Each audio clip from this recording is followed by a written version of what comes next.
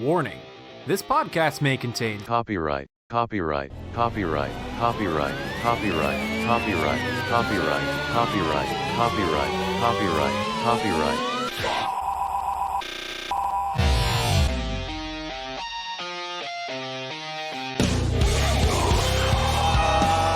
Hello, Salamat Pagi, new decade, new intro, new tagline, whatever. Hi, this is the Our Anime Podcast. We're going to talk about fall 2019 anime in like the end of January when everyone's doing first impressions about winter. That's a good idea. And yeah. Hi. Also, this is the worst intro I've ever done. I love that. I just love doing intros because it's like it's a train wreck every single time. Hey everybody. Yep. Anyway, this is the Our Anime Podcast. I'm Mozilla Fennekin, unfortunately, and also joining me this season once again, we've got the same cast from the fall 2019 impressions. It's Kaverick. Hey, better late than never, eh? Yeah, of course. And returning is Colonel Panic. Hello. And back from the dead, maybe, hopefully, after getting totally burnt out, Ember reviews. I'm still not sure if I'm alive or not. Oh, same. I feel that. But yeah, what a season, what a year, what a decade that we're only going to focus on one tiny part of the decade, fall 2019, as I said. But before we get into that, it's time to talk about Raid Shadow Legends. Raid Shadow Legends is a terrible game that you shouldn't play, even if it is free. You know what else is free? A 30-day free trial at HiDive with the URL highdive.com/LP/RA2020. HiDive is a streaming platform where you can watch subbed and dubbed anime in HD from an increasing number of devices like your Android, your iPhone, your Roku, your Xbox, and so on. They do simulcasts like Darwin's Game and Magia Record on top of their huge backlog, with recent hits like O Maidens in Your Savage Season, which is nominated for Anime of the Year at the Anime Awards, as well as classics like Legend of the Galactic Heroes. And don't forget about that good old uncensored content, boy! Don't forget, that's a 30-day free trial at highdive.com/LP/RA2020. And thanks to HiDive for sponsoring this episode. And we're going to start off with one of the more interesting shows of the season, one of the most popular ones, of course, Cautious Hero. Cautious Hero was a thing that happened. It was a thing that happened indeed. It sure happened. And I know, I remember seeing Ember having some takes on it. Oh yeah, I had some on takes. Twitter. Because back when we did the first impressions, I had this pretty high on my list. And then I went to watch the second episode, and it was, like, completely different. Yeah. Like, it just got serious all of a sudden. Like, gruesomely executing people. I'm like, this is not what I signed up for. No. There's some pretty extreme tonal whiplash. It's funny that you mentioned the second episode getting serious. Oh, I didn't even get past that point. How much worse did it get? Oh, it went places. You don't know. It went places, yeah. I'd be interested to hear how far down it goes. I don't know if we want to jump into that immediately, but at the same time, I don't know what else to talk about with Cautious Hero, because it kind of was the same show for most of its run. In fact, I would honestly, to be completely honest, Cautious Hero is kind of what I see when I see people complain about Konosuba. I often hear people say that, oh, Konosuba has 4 jokes. 4 jokes. And yeah. I mean, I'm a huge Konosuba fan. I don't agree with that. I mean, I understand where these people are coming from. It does repeat the same punchlines a lot, but really, like, everything in Konosuba is technically a joke. But Cautious Hero literally has 4 jokes. It's like the exact same sequence of events that occur in a couple episodes happens multiple times. Like, Seiya and the party go to a town, Seiya does something weird that pisses people off, and then they're like, "You're not a hero. You're an asshole." And then he's like, "Well, I'm just being cautious, bro. I'm just being cautious. If I'm not cautious, then bad things are going to happen." And then he goes into the divine realm. He gets trained by a god or goddess, completely destroys their personality forever, and then he beats the big boss guy, whatever. And then he goes to another town and does the exact same thing. That literally happened. Hey, you're forgetting the part where everywhere they go, the two little helpers want to be helpful, so he assigns them a job and they get all hopeful, and then it turns out it's just like busy work. Yep. That happens a couple times too. It's like, oh my god, I could turn into a dragon or half dragon. I'm super powerful. Sure, pick up the corpses. It's kind of like what I was saying with ORESUKI in the first season, where it's kind of funny, but at the same time, it's nothing more than just it's just this thing, but not. And in the case of Cautious Hero, and really a lot of isekai, whenever they have a more comedic tone, it's like it's Dragon Quest, but not. Just like these are just two normal JRPG characters, except they're just bag holders in this show. Mm-hmm. Great joke. Fantastic. But yeah, it does delve into darker stuff a couple times. Like, not getting to the ending just yet. There's the part where a bunch of insect people are like literally hoisting knights 100 feet up in the air and dropping them. Just crushing them, calling it reverse fireworks. What a name. Now, see, when you say it like that, it sounds like a joke, but I'm sure it wasn't. It's horrifying. It's not a joke. And yeah. Like the thing I have, the biggest problem I have with this show overall is that it's a totally normal, straight-faced RPG story, except for the fact that the main character is, super cautious, and that just causes all this absurdity. When you remove the main character, you have a completely normal story, and that's to the show's detriment, because it's just a completely, like, the whole ordeal with the dragons and all was like the most boring thing possible, because there was nothing to it. It's just, dragon clan ritual, all this drama, and I'm just like, can I please do anything else other than watch this? I feel like the idea was that Seiya, the main character, is like this, an X factor in this kind of an ordinary story, where he, as viewers, we're interested in how he approaches this kind of normal situation and how he bends them to his personality, his will. And I don't know. I feel like the anime was kind of occasionally amusing till the very end, but then it just kind of collapsed. Before its drama, it was so god-awful. I don't know. It just... I don't know why it even happened. Like... I thought I really wish it was... it just kind of stuck to its guns and stayed as a comedy till the very end. Like Konosuba, even if it's worse Konosuba. Even if it stayed as a comedy, it would be kind of a fine anime, like a 6 or so. But I don't know. Apparently it's like a really epic story with martyrs, with drama, with this kind of grand adventure to it, and it feels like a kind of a prologue to the whole series of worlds to save, episodes to see, but it ends right here.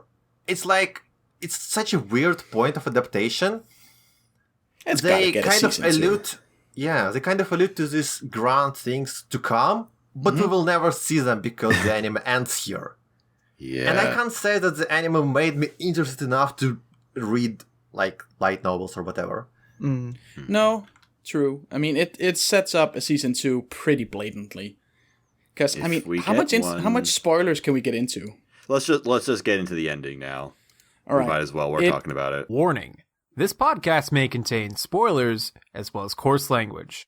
Viewer discretion is advised. It is revealed in the last 3 episodes that what is the hero's name? Seiya. Seiya maxed out all his stats several episodes ago, and he's kind of been faking getting stronger. Like, Yeah. he's learning all these incredibly dangerous techniques that are guaranteed to kill him if he uses them, but it's his only way of actually getting stronger. Okay. And also revealed that this is not his first time doing this shit. Mm-hmm. He's been doing this many times and dying and failing. Well, I think it was just one time he. Yeah, was. one time. Yeah. I feel like it was implied it was more, but yeah, maybe just one time. Man. And he was kind of a happy-go-lucky, like take everything at a time, not cautious at all hero. Mhm. Fell in love with a party member. She got pregnant. They all died. She was reincarnated as the blonde goddess. Wow, her name's Restart. Who could have seen that coming? Yep. Yeah. It's pretty don't obvious know. that it was her, because like the way she was behaving in those flashbacks, it was like, okay, yeah, that is I mean, the voice actors just same gives it away face and voice immediately. actor. It's gotta be some connection. So he turbo dies fighting the last boss. That's also a Mega huge dies. props for being an isekai where they actually kill the demon lord. we finally get we actually get to the demon lord and they defeat him. But he sacrifices himself to do that a couple times because the first sacrifice wasn't enough. He had to do it again, so he just completely fucking disintegrates. Oh, yeah. And the only way to get him back is like completely resetting him. Yeah. And then Basically. as a punishment for restoring him to life, the goddess is assigned an even harder world, the one where they originally died. Mhm. And she gets to bring Seiya back, but Seiya will have no memory. Did he And have that's no how memory? it sets up a season 2. Which Oh, wait, we didn't see him think at the that's I think that's a really cool hook. That it's just gonna be this procedural thing where they go through different worlds and save them. That could be interesting. You know, Huh? I could see it. I can see that, but that's just not what I expected or even wanted from the show. Like, No, not at all.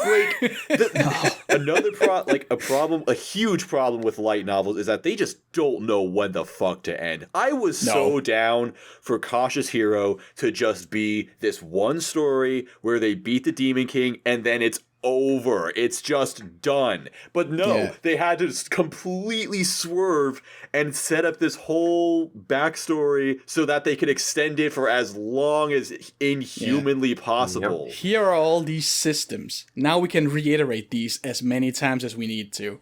It's the American sitcom disease. Yeah, you gotta publish yourself when you can't be published. As Where long the as you can be British published. The Office is like 2 seasons and that's it. American The Office goes on forever. Yeah, with 3 main characters. Yeah. I don't know. I didn't really like the ending at all, honestly. And I kind of was comparing it to Re:Zero in how tonal shifts were handled in this boss anime. And Right. Re:Zero kind of gives it away immediately in how dark it is from the start. Mhm. And it doesn't fake it Right. from the start. It kind of gets this gritty, dark mess straight into your face.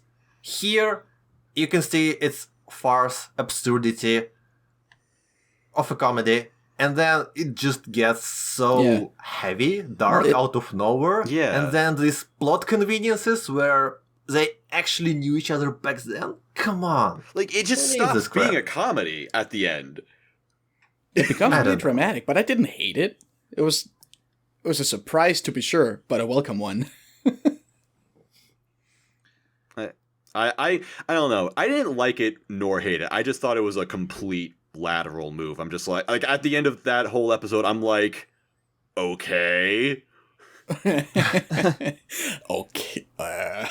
Sure. Just Saitama cut to Saitama face, okay. Yeah. Like, okay, I guess we're done being funny now. Yeah. I don't know what else to say about it though. It at the end of the day, I thought it was okay. I mean, I do like some of the ideas that this show presented, and I mean, maybe this whole backstory thing, I think it could have been worked for maybe a more serious show or just something else, or if it was more like I hate the other thing I hate about this backstory is how dramatically they reveal some of these, as if it was a huge surprise that wow, guys, Seiya wasn't cautious before. Now he's really cautious. That's the whole wow, amazing. Restart. Her name's Restart. Wow.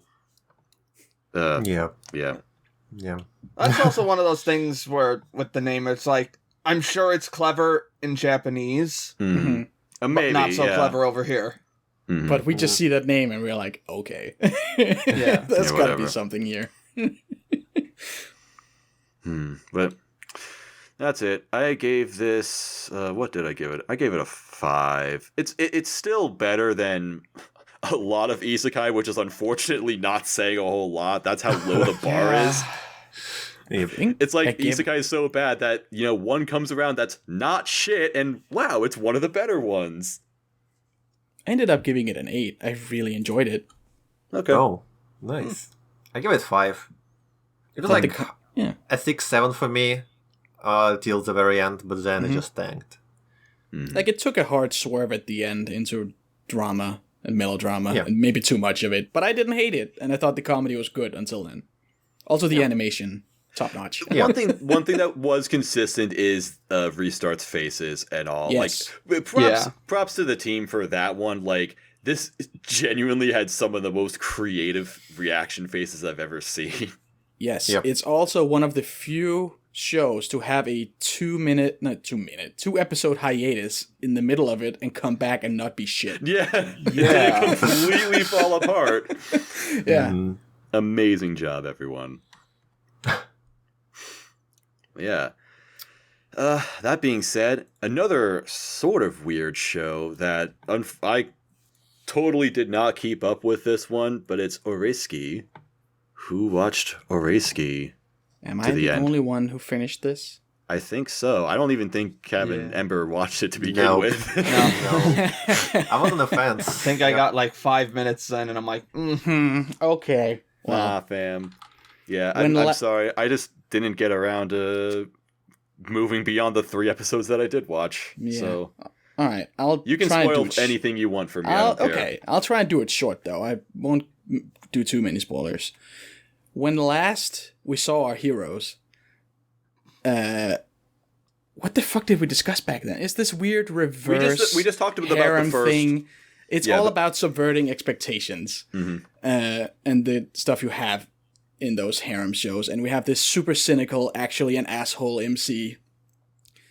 And back then, it was already at the point where, okay, all his friends have betrayed him and they have kind of made up at this point. That's like 5 episodes in. And then they just keep introducing new people who are in love with other people. And you remember Gamers? Oh, yes. Where people were drawing that love pentagon or whatever it was called, hexagon. Oh, yeah, I actually did everybody is in love with them and friends with them and misunderstanding with them. Currently not friends with that guy. I was tempted to draw the relationship Eiffel Tower of this show at some point, because there's fucking 20 people, everybody's in love with somebody, and it changes who they're in love with. Like at the start, the main guy is trying to get with either his childhood friend or the student council president, and then they find that out, but they're in love with his friend, and then after a certain point, they kind of stop being in love with his friend, and now they're in love with him again, and with the main guy. Guess not again, but for the first time, they're actually in love with him. And his friend I'm already lost. What is happening? And his friend is in love with Pansy, and Pansy is in love with the MC. She was all the time. Then some guy arrives we've never seen before, who's in love with Pansy. I'm just gonna make some G Fuel. And won't leave her the fuck alone. And then he's got 2 friends who's in love with him. And it's all just fucking insane. And the way it ends, the last episode is a setup for an OVA where everything gets settled, I guess. Where everybody has to drop a vote for who Pansy is going to have to date. And the main guy's going to have to figure out some weird way. Oretachi no game set. Alright. And they're going to have to... It's so fucking convoluted. But the weird the main thing I didn't really like about it delicious. going forward is that you'd think from the first 4 episodes that the main guy has taught to be less naive and trust people less, but he keeps being strung along on all these weird, convoluted bullshit schemes people have. So by the end, it ends on a great gag where we think the main guy has figured out everything and the OP is playing and he's super confident. And then everything gets turned to shit at the last minute and he shouts out the girl who sings the OP. You betrayed me. It played the OP. This is supposed to be me winning. This is a victory moment. God damn you. I was betrayed by the trope. But that's the entire show. And I mean, I would still recommend it, but I was kind of disappointed by it at the end. It's still fun. It plays with the tropes. It's like Konosuba of harem anime, but kind of less well done. Is every show going to be Konosuba? Is this the of fall 2019? Is Konosuba the of referential anime? just like Oresukui, I have no idea where this is going. But right. Yes. It's the Dark Souls of harem. Really makes you feel like you're days, a harem protagonist. Right. Well, he keeps turning everything on its head, and by the end it's just really tedious. But I still enjoyed it. So yeah. All right. That's a risky. So what's your score? What's the verdict? I'm trying to find it. I feel like it's not very high up on the Mel chart. What? Oh my God. Lamoa. Where to search for this? ORESUKI. I found it. You gave it a 7. Okay, good. I might drop that to a 6. But I liked it. It's in the positive 6.53. Got 6.5. I'd give it 6.5 if I could. Mel, please. All right. Next, another Konosuba of the season, Kemono Michi. This is the one that was by the Konosuba author, right? Yes. Yes. Okay, And good. about pro wrestling. Glad I didn't fuck that up. Who watched it? Me. You did. And is this also just me? I got a few episodes into it before I just got kind of tired of the jokes, but I didn't dislike it. I can see I just thought it wasn't, again, like how some people view Konosuba. I just thought some of the jokes just kept getting old. Yeah, I could see that. But I don't mind that. I'm a simpleton. But I like anything that uses pro wrestling for comedy is a win in my book.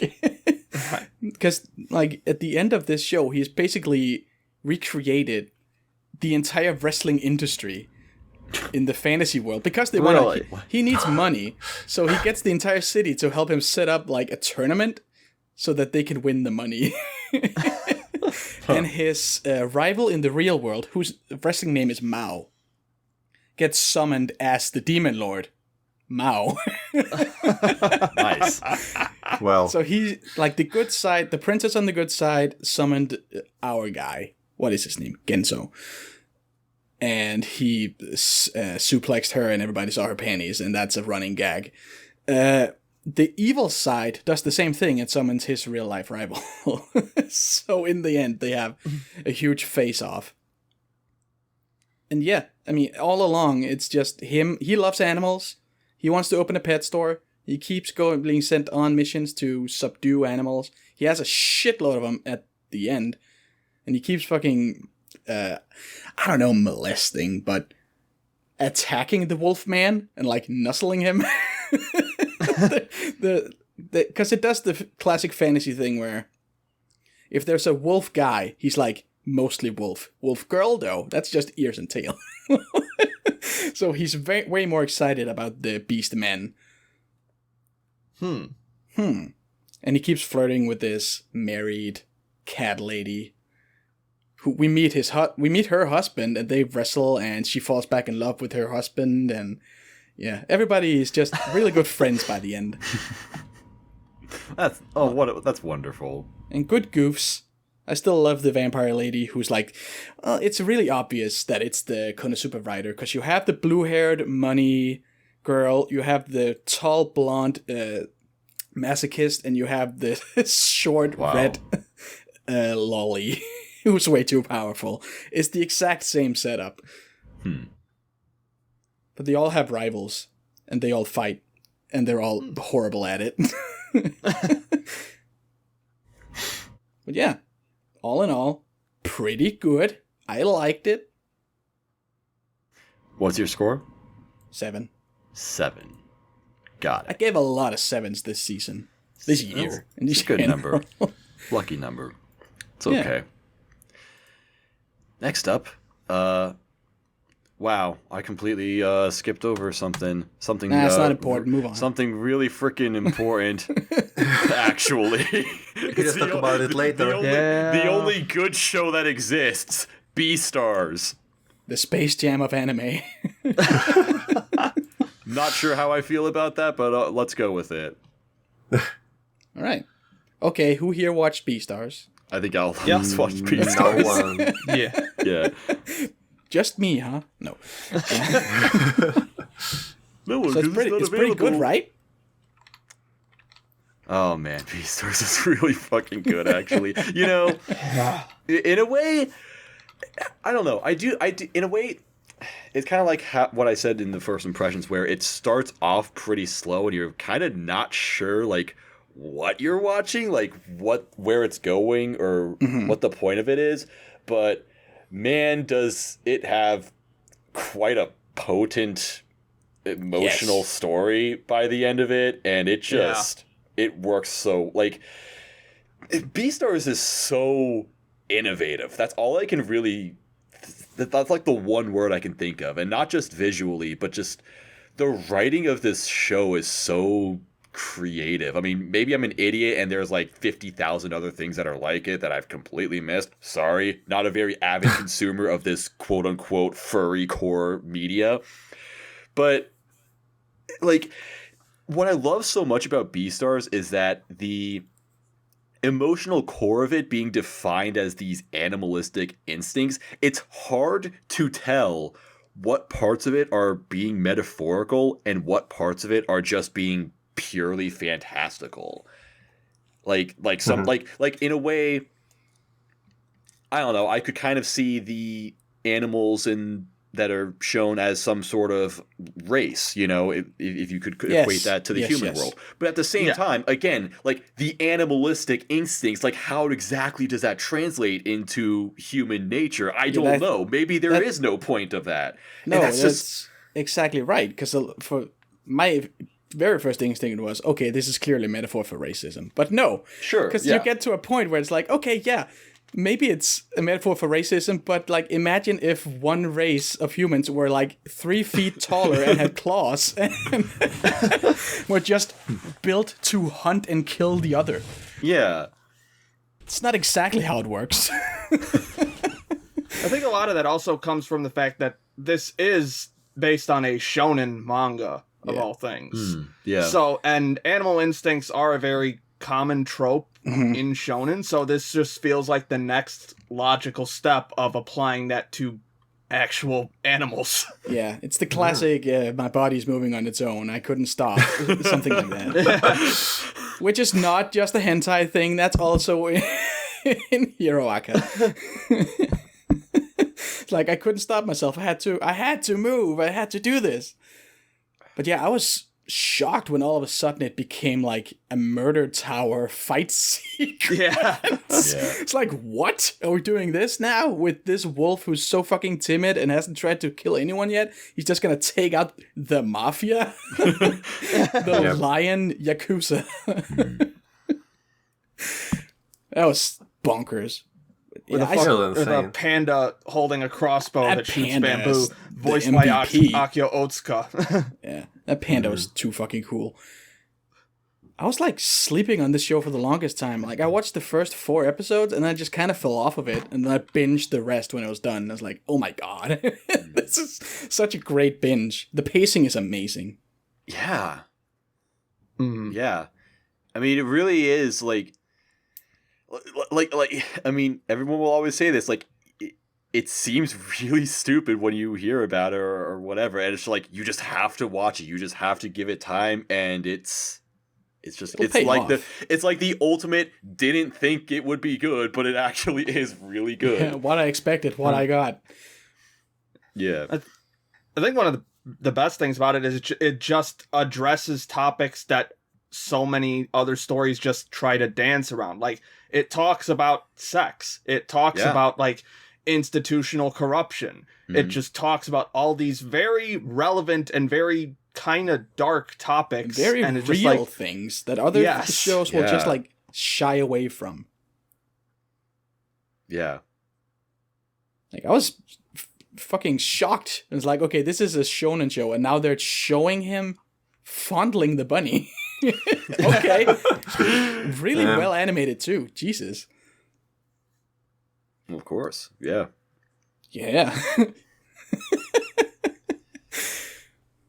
I don't even know what to say about it. I feel like everything has been said already. Like over the past few Also, weeks. Fucking huge props to Legosi's voice actor. To all the voice actors, but Legosi is... Yeah. Legacy is like the main.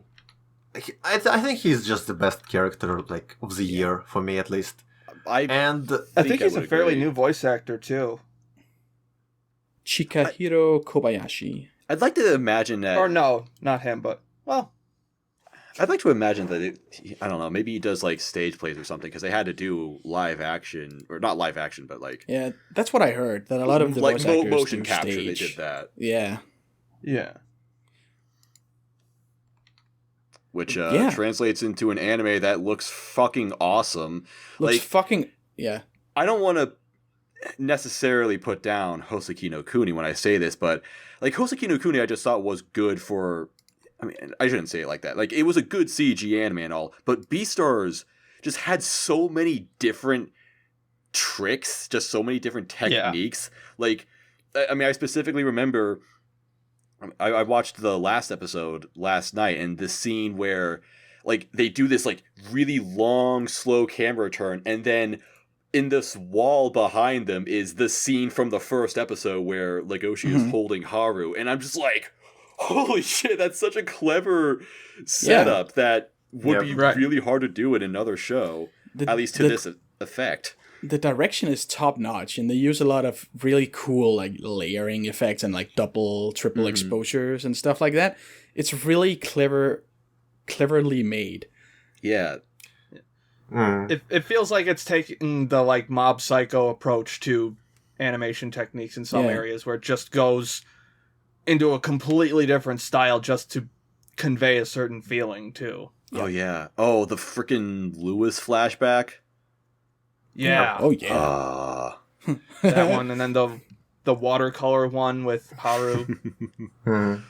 Yep. Yeah, going back to this Hoseki comparison, I feel like you're just not really being totally fair to Hoseki because it's been like 2 years. Mm-hmm. It has also some really, really creative direction. Hoseki had a lot of like insane sakuga for being a CG anime. You look at it and go, holy shit, how'd they do that?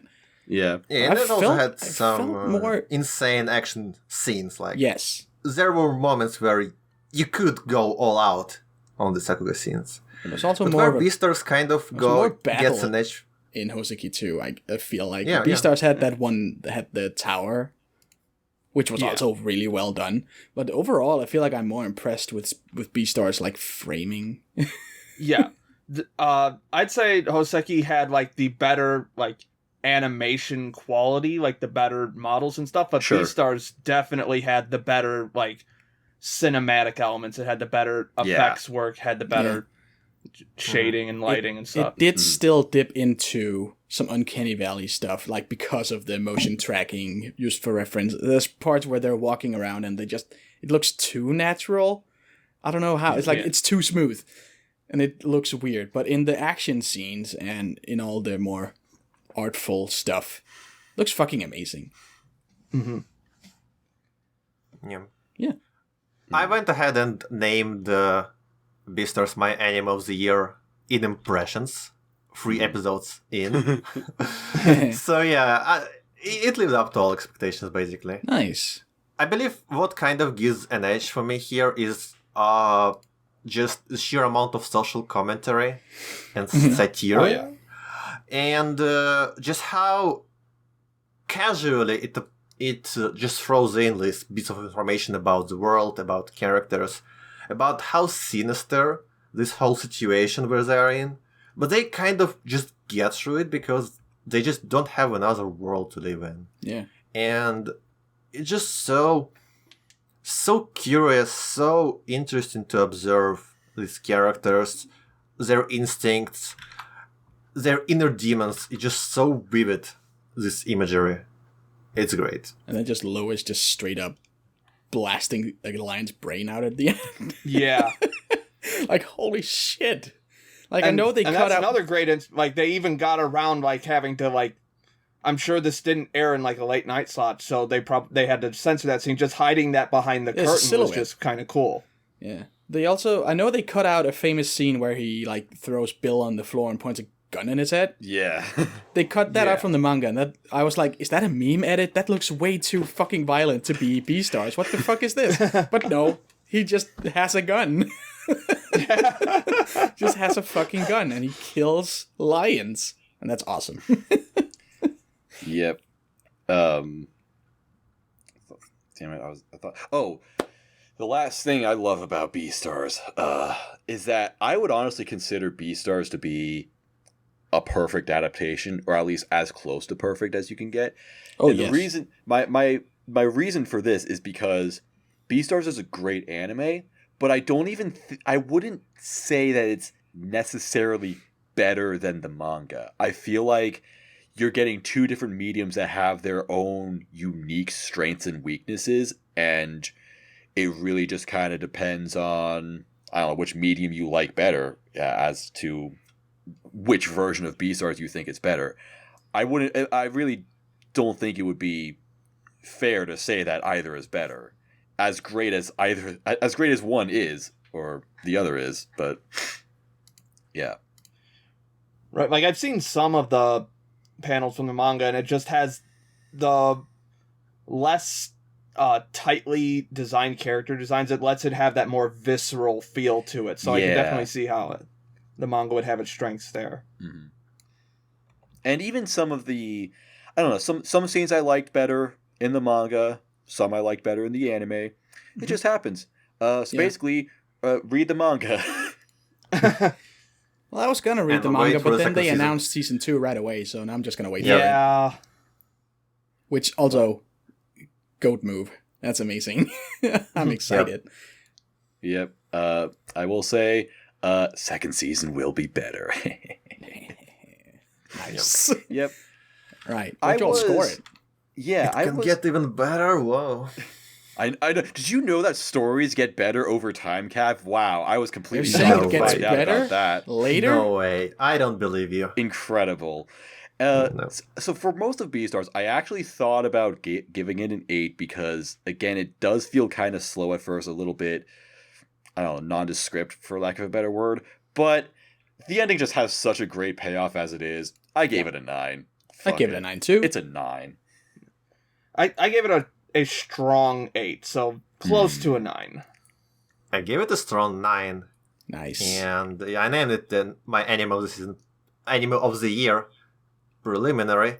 But I might have been a bit too rush on this. We'll see. We'll see. We'll talk about it later a bit. Okay. Yeah. It's definitely not my anime of the year. That goes to Kaguya. But I will at least say Legoshi, best boy, and his voice actor is my favorite of the whole year. At first I thought it was kind of silly, like when he gets all introspective, his voice is all muffled like he's speaking in a pillow. But by the end I learned to appreciate it. I love his mumbly voice. It's so... I want him to do a podcast in this voice. Just everybody grab a pillow and start talking into it like this.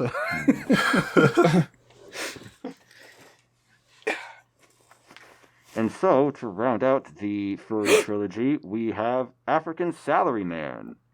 Holy shit, This did was- Lugosi just walk in the room? African Salaryman. I did not finish this. Oh, no. I did not watch this. No one finished it. Yeah, this was another case of the jokes just stopped being funny to me for some reason. Fall was the whole fall season was, man, there's a lot of great comedies, and then I just got Wow, bored. the season sucks, actually.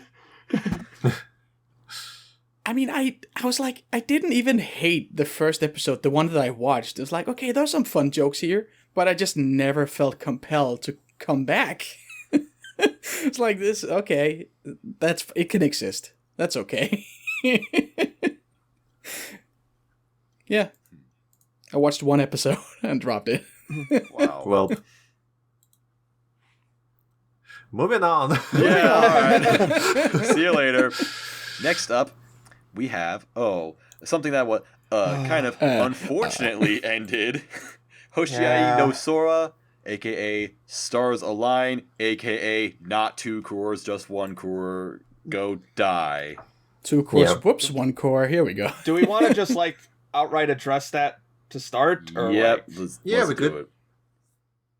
So basically what happened is that the anime was supposed to be 2 cores, but what actually happened is that the anime got axed in half right when it was in production. So they couldn't even change anything basically in their storyboards, in their production schedule. So they just released half of the finished anime, and there is no information on whether the second half is going to be ever come out or not. Yeah, I know Kazuki said he definitely wants to get it made at some point, but it has not been greenlit in any capacity so far. Yeah, it's not certain at all.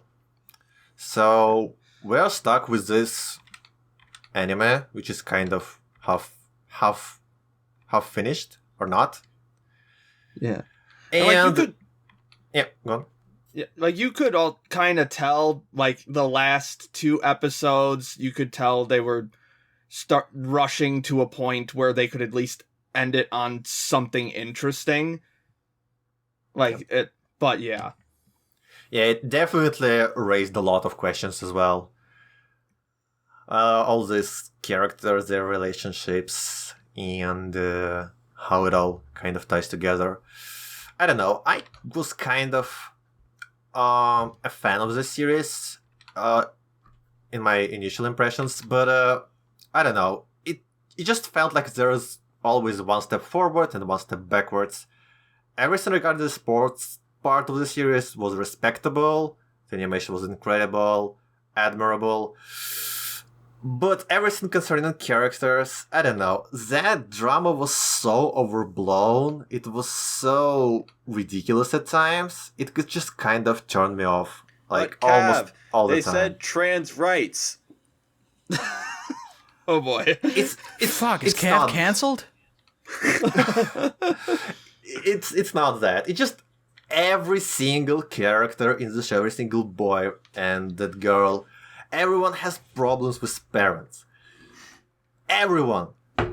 That's just so insane. It's not possible. I do not believe it. It just immediately ruins all my suspension of disbelief. I don't There's know. no way it happens. That they all have problems with their parents? Yes, that's basically Yes. the unifying theme of the entire series. And it's just not that parents are like bad. They're just so ridiculously portrayed. They're so far-fetched. I don't I'd know. only It's say just a few insane. of them are like that. I thought most of the parents were pretty realistically portrayed. A lot of them reminded me of people that I've met before. So aside from the rushed ending, I actually liked this series quite a lot in its character building aspects. Just the way that it does feel a little bit manufactured, but just the way that it executes them, I thought was pretty solid.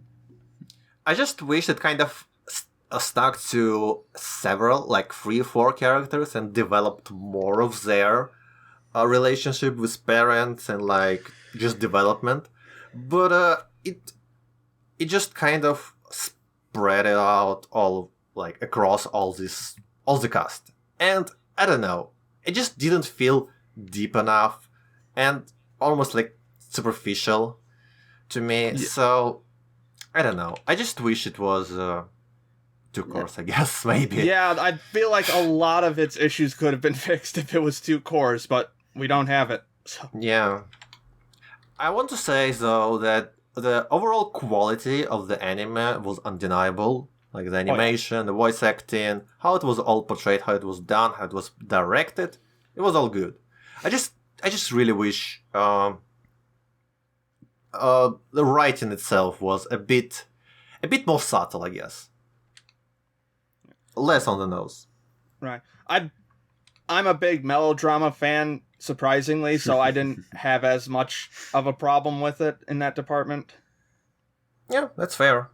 Yeah. So, I don't know. I can't say I really recommend it. It's like, consider it. So, it's a fair show. I don't regret that I watched it. But, I cannot say I was a fan of it in the end. I would say just knowing that it doesn't end properly, even with that, I could definitely still recommend it. I think I gave it like a 7, I think, just because I was really into the more dramatic elements of it. Yeah. I guess they kind of make or break the series for you. For everyone. I give it 5 in the end. So here are that. Okay. What'd you get, Ember? Like a 7. Cool.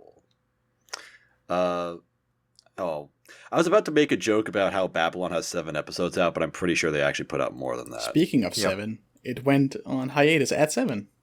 Yeah. Yep. But it's back, isn't it? But it's back, yes. Yeah, it is. It's now 10 episodes in. Oh, so there's still 2 left, but whatever. We're probably not going to talk about it next season, so we might as well talk about Babylon this season. It's getting weird. Is it? It ended like we all watched episode 7 when it went on hiatus, right? No, I stopped. Oh my god, you didn't? That was a great episode. I haven't had time. I've been making content all the time. God damn it! Being The life of a content creator. Who's caught up with it? Just me and Cav? I only watched it up till the point where it went on hiatus. I haven't watched the latest episodes. Okay. I watched the first episode and I was like, it's fine, but not something. And literally what I said was, call me back when it gets weird. So maybe I'll pick it up again. It is getting weird. Okay, so I'm the only one who's caught up with it. I guess so. Yes. Okay, yeah. It went on hiatus with a very shocking moment, and it came back, and it's not really been the same. The main character has not had a lot of screen time. Instead, we have had a lot of screen time with the President of the United States. Because I'm the President of the great United States of America! Oh boy. Okay, I'm really We're moving interested into now. global politics now. Now, when you say President of the United States, are we talking like generic anime president or the President of the United States? Not Donald Trump, no. We're talking about a made-up president who is a very philosophical, will kind of consider every viewpoint kind of guy, so it's kind of up in the air whether he's with this suicide reform or not, but it's getting adopted in cities all over the world, and it's moving to the G6 next. And boy. Main character has become an FBI agent. Oh boy. I am actually excited really to wanna see how watch this this. wraps up. Yeah, alright. It kind of reminds me of Kada again. Just from what you're saying. As in a lot is going on, and I don't And know a how lot's they're going going to on, wrap and they this don't have up. a lot of time. Yeah, we haven't All really right. seen the lady villain since the break. We've heard her, Magase? and they're looking for her. Yeah, Magase. I heard a lot about her. I don't know anything about her, but I heard she was very popular this Oh hell! the show. I mean, she's hot as fuck. Well, yeah. And she'll kill you. That's a win-win. What more could you Right. want? What more could you possibly want? But yeah, she hasn't really been in it for these last 3 episodes. I am completely unsure where it will go from here. Anything could happen. Well, I'm fully expecting the president to kill himself. Make it weird. Make it weird. Are you at least entertained? Yes, I am loving it still. I am very much engaged. But I am not sure if it's a so bad it's good or just like normal good. I'm not sure which it is yet. I don't know. I mean, for what it's worth, other people seem to be fucking with it right now, so... Yeah. I guess it just actually is good. It still looks good. It is not usual, for sure. It went away on a 5-week break. And again, just like Cautious Hero, it came back looking good. So I don't know what that break was for. Well, I guess to build up suspense. To polish whatever they had. I don't know. There's probably still some trouble internally. But it didn't suffer for it. At least not yet. Interesting. So far, I'd probably give it a 7. Okay. All right. I honestly want to watch it now. It gets bonkers, and the president is touching his nose all the time. He's already every time he talks, he has a finger on his nose. It's probably supposed to be some kind of subtle tell that he's lying. Quote unquote subtle. Subtle tell. Wow. Subtle tell. It's gotta mean something. It can't just be a thing he does. Come on, Panic. Presidents don't lie. Presidents never lie. This guy's, I think they call him like Honest, whatever his name is. His name is like something Wood. Honest Wood. Honest Wood. I just thought about how, like, okay, so like those 4D movies or whatever where you get like a scratch and sniff card and you have to like smell at a certain point. I just thought about like, what if they did a movie where like the guy touches his nose and that's when you have to smell something? Oh, come on. Make it happen. Someone, please. What the fuck is his name? That's like Alan D. Wood or something. Let's see. Yeah, the character isn't listed on Mal. Moving on. Thanks, Mal. All right. Now for totally serious, dramatic anime. Totally not like what we were just talking about. This is actually serious. No jokes allowed. We have Kandagawa Jet Girls. Okay, so my pitch last time was, do you like Mario Kart and titties? Now it's, do you like exposition and titties? and sad talks about trust and being a team. Oh, no. Oh, so it's like an actual... It pretends to be an actual anime. Yeah. It's an excuse for drawing big-titted girls, but they try and make it, like, mean something. It's kind of pathetic, but, the fan service is pretty well drawn. Watch it uncensored on High Dive. HighDive.com/LP/RA2020. Our friends over at High Dive, they know what's good. So yeah, a whole bunch of main girl and main girl's roommate getting to trust each other and becoming an effective team. And then they have one big... That's actually kind of a funny thing. All the other girls we meet are a pairing on another jet ski. And at the end, we have only met like 5 other teams. And the final race is those 6 teams all together. But they say these are the 6 teams that made it through the preliminaries, implying that there's way more teams. But we never saw the fucking preliminaries or the other teams. Which would have been nice. Could have made it a fucking tournament arc, but no. Just skip that and have melodramatic bullshit instead. Damn. So they just... I was really hoping you were going to say, but at the end of the series, they all made out. Almost. I'd be down. They are all very horny. All the time. But the last race is pretty dope. It's got some cool music. It's all 6 against each other at the same time. It was a cool finale, but the rest of the show is kind of horseshit. And all the NPCs, I call them NPCs, all the non-main cast, their voices are horrible. It's like it's been mixed in a way where it's really loud and compressed. It cuts your eardrums. It's so shrill. It's really bad. I did kind of notice that in the first episode. Anyone who isn't the main two sound horrible. So yeah. Kandagawa Jet Girls, I gave it a 4. It's got nice titties in episode 6. It's on my notes. I wrote that down. I don't know why. Alright, episode 6. Episode 6. That's There's some nice titties in it. Okay, I know what I'm doing after this podcast. Heading on over to highdive.com. That sounds like a night. That's homework for everybody listening if you're 18 or over. Oh, yeah. If you're not 18 or over, like, get your mom out. Or if you're there, outside of the US, you parents. could be whatever age is the legal age of consent in that country. If you're in the Philippines, if you're 14, go watch this. Yeah. There are no laws in other countries. Everyone else is gross. Moving on. All right. Now this is another. I think Panic's like the only person who actually watched anime. Was I the only one who watched anime? Yep.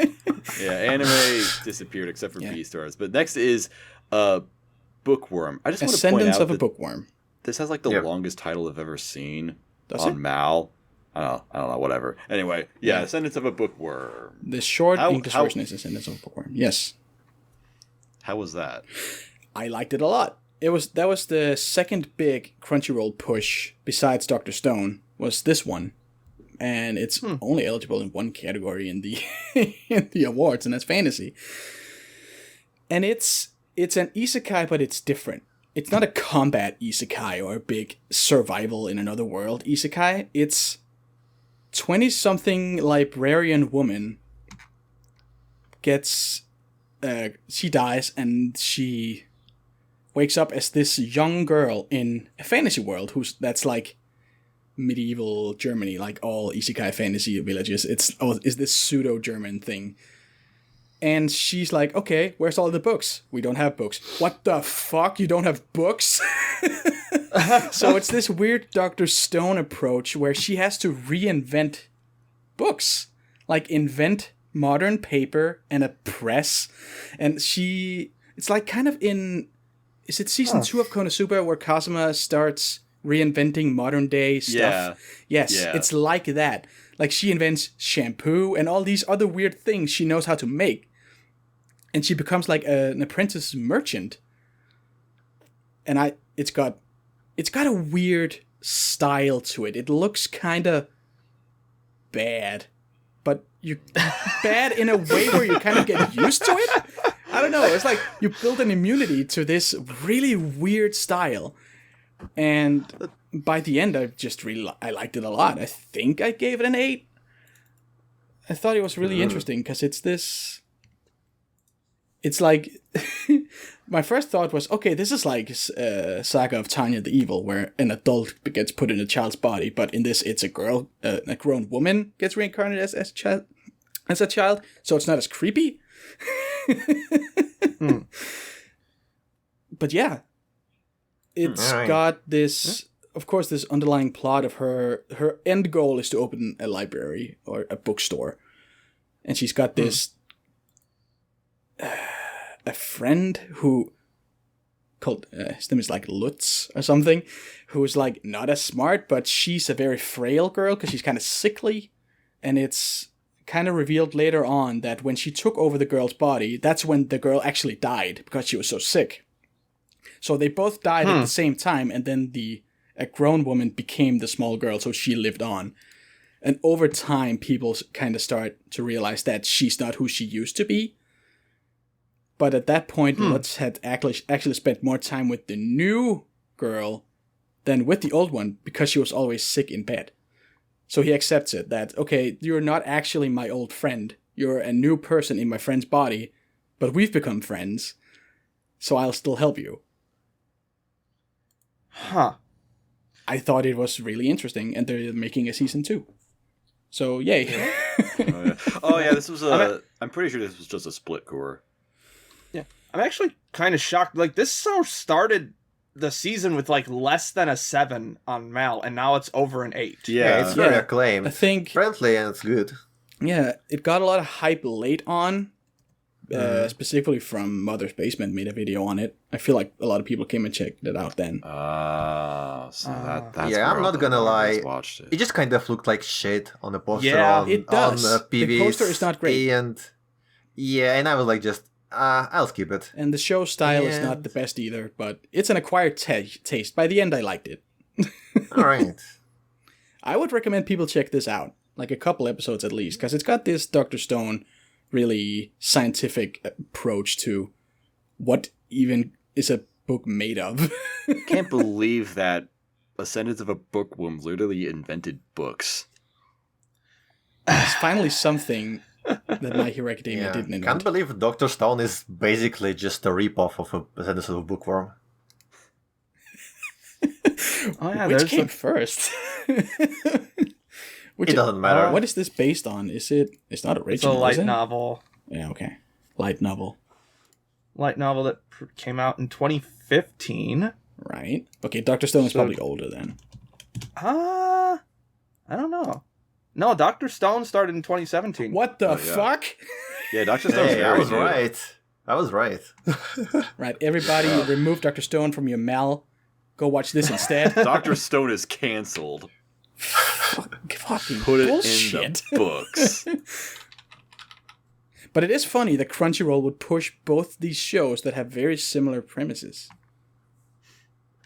Yeah. Step-by-step recreation of modern day appliances. Well, consistency. Minecraft. It's Minecraft the anime, that's right. Fantastic. Ascendance of a gamer. Yeah. Literally, gamers rise up. When is that being made? Come on. Hopefully soon. And then last of the new shows, I guess, is Assassin's Pride. This was the one I watched somehow, and I'm not going to take back what I said in the beginning. I do genuinely feel that the first couple episodes were good, and I haven't finished it yet. I've seen 8 episodes of it. It hasn't gotten into territory that I think is outright bad, to be honest with you. But I did realize kind of early on, the thing about Assassin's Pride is that it really is like someone watched Digibros The Asterisk War Sucks series and is like, cool, now I'm going to do a light novel that like avoids all these problems. And Nice. in a way, they did kind of succeed. You know, you've got a series, a light novel adaptation that isn't super fan service heavy. The main character isn't like exactly overpowered. You've got a Kirito lookalike dude who's kind of got a harem, but he's actually like, I don't know. You know, it's not really about that, I guess. They don't really go anywhere with that. It's not a problem and all that. But at the end of the day, I realized that Assassin's Pride basically exists to avoid cliches, and that's about it. It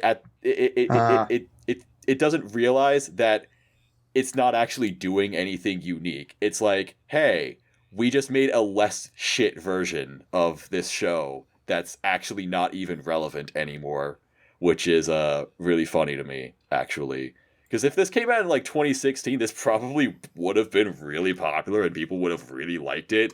But yeah, it's just kind of dead now. And I don't know. In a way, I still want to finish it. At the same time, I don't know, man. Yeah. It's not. It's not urgent. Yeah. There actually, like, I shit you not, there was, like, so there's a show, one of those Asterisk War lookalikes that happened around that time. I distinctly remember it. It was I actually don't know the fucking name of it. It was like Undefeated Distinctly Bahamut remember it, Chronicle. whatever it's called. I think it was Undefeated Bahamut Chronicle or whatever. I remember it because yeah. I remember it because the main character's name is Lux. That's why I watched it. Hilarious. It's terrible, except for this one part of it that is actually genuinely really good. And it's that a new girl shows up and she joins the main character's harem. She does this because she's being forced into a marriage by her parents to some douchebag, but she can kind of cancel that if she can find a man of her own. So she goes up to the main character and she's like, hey, pretend to be my boyfriend for like a couple of weeks so that I don't have to get married to some douche head. That's it. There's going to be nothing between us or anything. And he's like, okay, fine. And then by actually spending time with this guy, this girl actually grows attached to him. And it's like an actually natural romance and overall just a pretty good story. I'm bringing this up because Assassin's Pride literally does the exact same thing. I just thought that was really funny that like this one random piece of a show that is otherwise completely unlikably bad just was copy pasted into Assassin's Pride. That's it. Watch it on High Dives, highdive.com/LP/RA2020. Awesome. Wow, you're the worst. Anyway, hey guys, it's Fate Steel Taylor. I couldn't be on the actual retrospective episode. Boo-hoo, so sad. But there's an awesome anime going on right now. It's Fate Grand Order, Absolute Demonic Front Babylonia something. You're here to talk about it and you don't even know the name. I feel like that's something you should have looked at before we started recording. Look, we've played the game for 2.5 years. I think we're okay. Anyway, I'm joined by my good friend, roommate, Gilgamesh Ravel, aka Gil. You've seen him on the Fate episode before. How you doing, man? Pretty good. How are you? Good. You know, it's we've only got a couple minutes to talk about this anime. So, for people who don't know anything about Fate, one, they're not listening to this podcast. So for people who don't know anything about Fate Grand Order, but know about Fate Zero, Fate Stay Night, how do you sell someone on this franchise besides monetarily? I mean, there are two ways you can go at it. It's either, hey, all of your favorite characters from Fate Zero, Fate Stay Night, plus so many other historical mythological figures. Jack the Ripper. Are just in this game that you can play. And on the other hand, there are so many really, really good, deep, fleshed out storylines that you wouldn't expect for a gacha game. Like, the stories in some of these are just phenomenal. They're touching, they're hype, and it's just like crazy that they put so much and invested so much into Bologna. The fact that they've taken two of the storylines from this game and are making a show and a movie out of it shows that like they realize how well developed these storylines are, and they realize that people can appreciate them. Yeah, and it's crazy, like, you know, the story chapters are good, but even some of, like, the one-off, so, like, whenever a new servant comes out, they come out with, like, a little story quest for them, and some of them are, like, really good, like, the Arthur one was very well done, and so, like, if they put so much effort into the small things, like these fleshed out story chapters. So the Fate Grand Order is getting 2 adaptations. The first one is Babylonia, despite it being chapter 7. And the second one is Camelot, which is done by Production IG. That's going to get 2 films, part 1 and part 2. And that's coming out after Babylonia.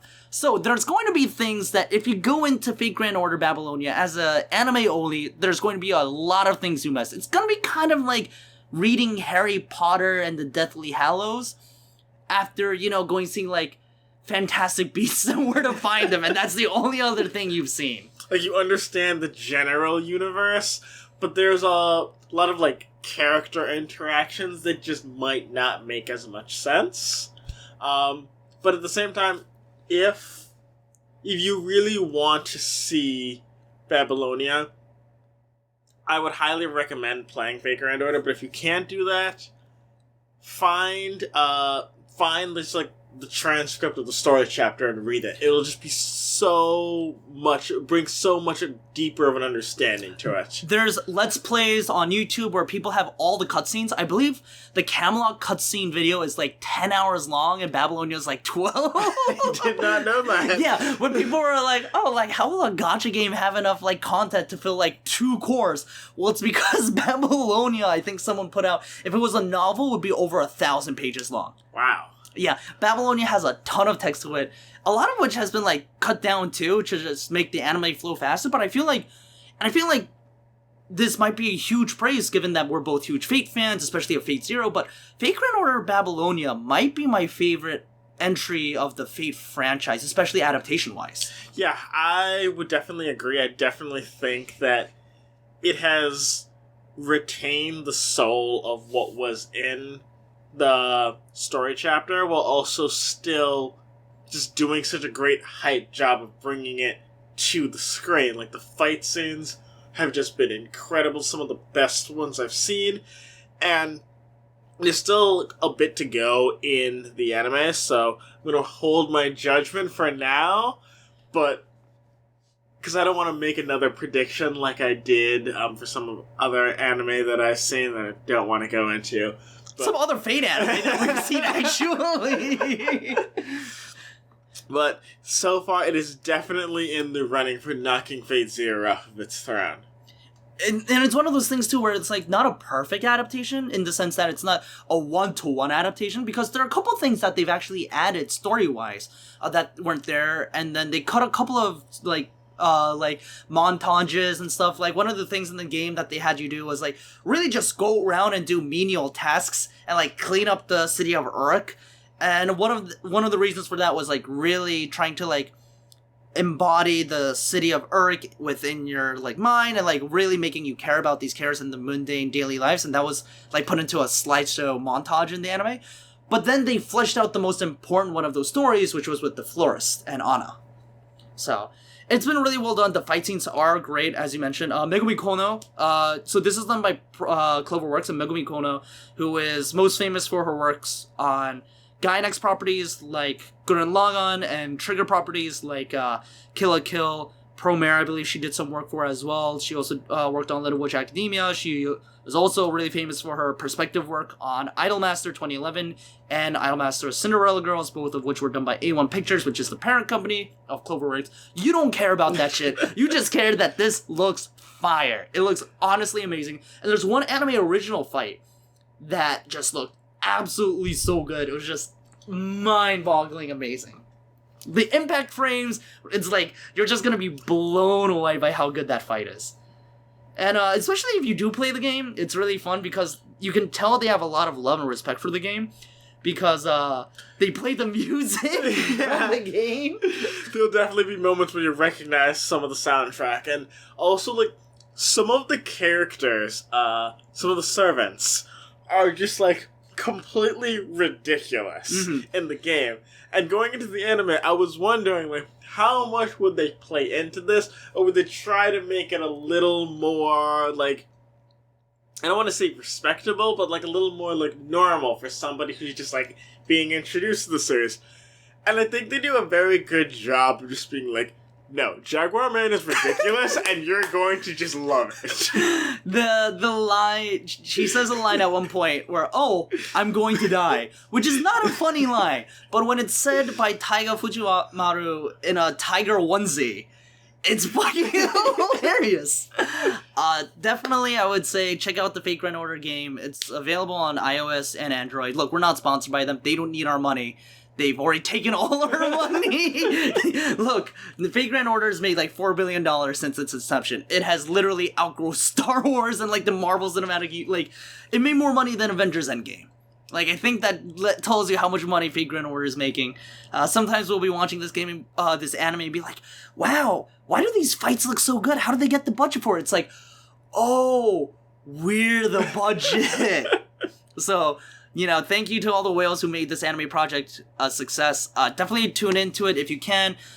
There's gonna be moments that, like, aren't just gonna make sense, like, why Rin is two servants, and the name behind Mashu's Noble Phantasm, and, like, all this stuff is gonna be, like, not as good. Camelot, I think you can kind of just watch without seeing the previous, or, like, reading through the previous singularities, because it starts where Fate Grand Order ramps up. So, like, when it comes to the Camelot anime, I think people will be okay just jumping into that.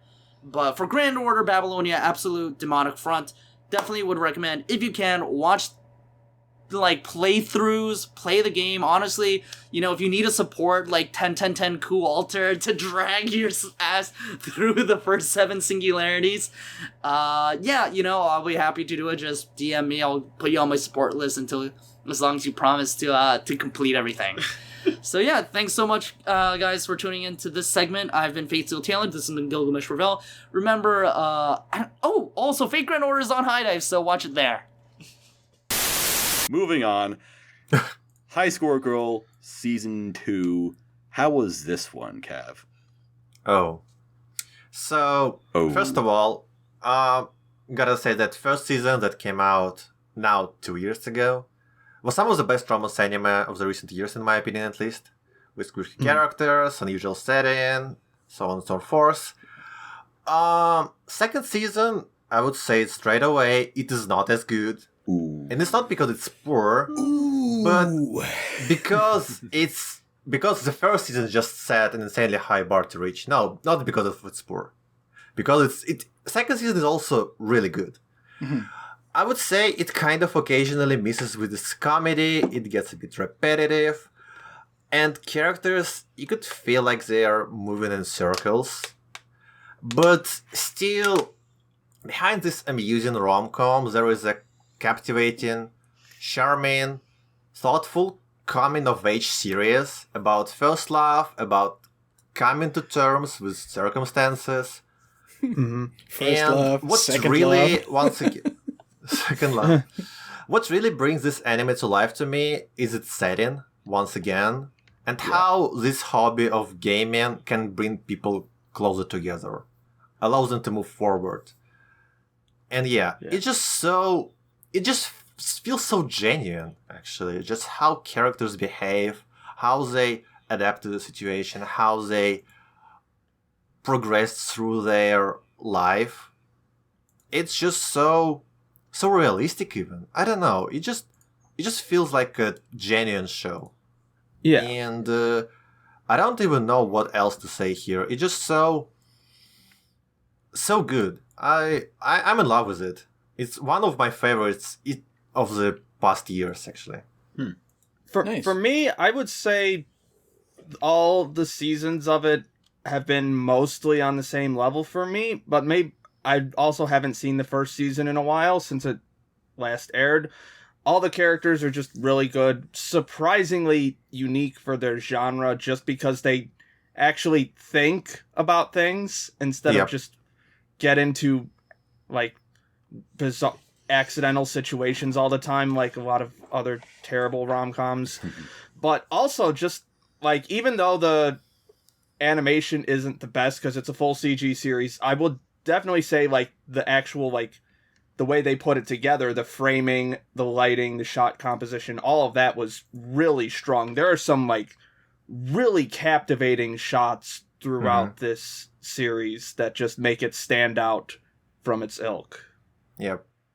That scene with Hidaka and Yaguchi in the cafe, that was some shit. Oh my god. Yeah, and I don't know. I just really love Hidaka. Hidaka is my favorite character of the series by far. And I just kind of I'm not gonna say more. Which one is Hidaka? I just love Hidaka, and that's it. That's why I kind of feel like the first season is better than the second one. So it's good. And once again, ending is very strong too, and very fitting for the series. Nice. I'm excited. And all my recommendations go to this series. I'm excited to watch it. I completely forgot about it until today. Yeah. I have it downloaded and ready to watch. I just keep forgetting. Like everyone clowned on JC Staff this year because of One Punch Man Season 2, but they released a lot of really smaller stuff that went under people's radar that was just really good. There was this one, there was Machikado. That's what they do. I've been kind of saying this like when Machikado came out, like they often just have shows that just go under the radar. Like they totally fuck up the big shows, but then you get something like Last Period, which looks really good. Or yes, I mean Planet With doesn't look great, but interesting show. I would say Planet With was definitely one of my favorites from that year. It was interesting. Yeah. But also that's because Satoshi Mizukami. So. Oh yeah. Yeah. Well, what'd you guys score High Score Girl? I didn't mean to make that into a joke. I'd give it like a light 8, I think, for me. It's Very good. I gave it 8 as well, but then I bumped this first season to 9 after that. Nice. Yeah, first season is great. It's amazing. First season is just unparalleled. It's the Beastars of gaming anime. Yep. All right, and now... Oh, wait. Sorry. I was trying to transition into a section where I'm like, okay, now we're going to talk about the sequels. Oh, High Score Girl 2. Nice. We already did it. All right. So welcome to the section. Welcome to the sequel section that you're already fucking in. Next we have Bokuben Season 2. This one... Did you guys watch this one? I did. Yep. Okay. This one seems to be interesting because apparently this had an actual ending. It had an anime original ending. Not really. Not really. It did? Not What are you really. talking about? Yes, it did. I don't consider it to be an ending. It just Really? kind of ended on the... It just kind of ended on the credits of the ending series. I do not consider what happened after that to be anything. I just Are you completely... just salty that your girl didn't win? I may not... This may may not be truth. I'm not saying it. It would be really interesting if it had like a quote-unquote ending because, I mean, it's a Shonen Jump It did. series. And I think Cav is memeing because his fave like- didn't win. I don't know. It's like a Shonen Jump series only having 2 seasons right now would be weird to me for an ongoing series. I don't know. Whatever. Yeah, it's weird because the manga hasn't ended yet, but it's like in Exactly. the end game. Oh. And there are allusions to which girl wins, but the anime kind of spoils it completely. Well, the manga could go any which way still. This is just an anime original ending. Yeah, and that's kind of weird because Eh. it kind of goes out of nowhere, like completely. No, it doesn't. What are you talking about? I don't know. Best, I don't know. best girl won. No. What are you talking about? So who won? Can we spoil this? Not the best girl. Sports girl. The childhood friend sports girl. Ah. Tan swimmer. Okay. Uraka. My favorite. Uraka, yep. Won. Hell yes. I consider this canon. Manga can just stop now. Everything is done. It'll never peak. Well, she's not my favorite, so I don't care. Who's your favorite? Everybody else's favorite is the blue-haired one. My favorite. Yeah, Furukashi. My Everybody favorite. in unison. Yeah. My favorite is Rizu, just because I think she's hot. Can I forgot to. I Rizu forgot, is hot. Is that the I short forgot one? That yes. Yes. With the glasses. Who's My really favorite hot. would probably be Asumi, the maid girl. Oh, she's Actually, also my really favorite- good. Yes, the senpai. Actually, my favorite one is not Furukashi, so I like her a lot. My Really? favorite one is Kirisu. Kirisu-sensei. Oh yeah, the So, sensei we've was. got- She was like on top of the popularity ratings anytime they did those Yeah. character Yep. ranking stuff. She would always come top. Yeah, I believe it's for a reason because she's like the only truly unique Yeah. character in the series. She is fun. Because everyone else you can kind of put into the... She is great. But the sensei Yep. would never win. She's an unrealistic pick for anyone who's Of hoping course, for that yeah, ending. Of course. Yeah. I just love her because she's so interesting and like so unusual for the genre. I love her because she's always got those angry eyebrows. No Yeah, matter what mood that she's too. in, she's got those thin little that too. angry eyebrows. Always. Yeah. Overall, Bokuben, good rom-com. Definitely above average. Yep. Can recommend if you are like looking for a simple series just to like spend some time on. This was often the show I would think, okay, I'm gonna do Beastars now, and then I'm like, fuck, I'm not in the mood for Beastars because you need to be in a certain mood for Beastars. And then I was like, Yeah. okay, this is out. I could just watch Bokuben. That is like popcorn anime. I'll just watch that instead. I don't have to consider a goddamn thing. It's so light and easy to watch. Yeah, same actually. I just like Bokuben just goes like so easy to watch. Anytime Just it's out, it's go just, on. nice. That's like a candy bar. It's so easy to watch that I completely forgot. I've actually seen the first episode of season 2. I would like to point out that I have not seen season 1 at all. Oh. No comment. And the entire episode was just that Rizu has huge tits. That was the whole point of the fucking episode. Oh yeah, that's right. The entire first episode was them messing up whenever people were talking about cup sizes or another sequence of numbers and letters. They kept thinking they were talking about tits. I mean, it's a rom-com adapted in peak Weekly Shonen comedy. Jump. Weekly Shonen Jump. What can you expect from it? Yeah, I think it's great. I think I gave it a 7 or an 8. Probably 7. I gave it 7 as well. Actually, because I think it was good. It's not too serious about it. Like I think it knows that it's another harem, so it's more goofy about it. I feel like it owns it. It owns the premise. Yeah. I enjoyed characters, and I also liked how it all kind of tied together and how you gotta study, and that you have to overcome these circumstances and obstacles in your way, which may not be like other people give up and just go to whatever route their parents choose or whatever. But here, it's about learning and overcoming your own natural weaknesses, and it's cool. Yeah, it's nice. All right. Another sequel. This is important. Shokugeki Season 4.0. I have a question. Did it get to the funny part yet? To the fucky part? No. No. is... Oh, actually, okay, I've only seen the first 5 episodes. I'm just going to assume that, like, they ain't really... Yeah, I'm gonna assume they didn't get to I haven't seen anyone flip their shit anywhere, so I'm assuming you know what? I'm just gonna like watch the last episode right now just to make sure it ends where I watched it all. Come on. Okay. Yeah, it just ended in a good way, but then they actually introduced that character.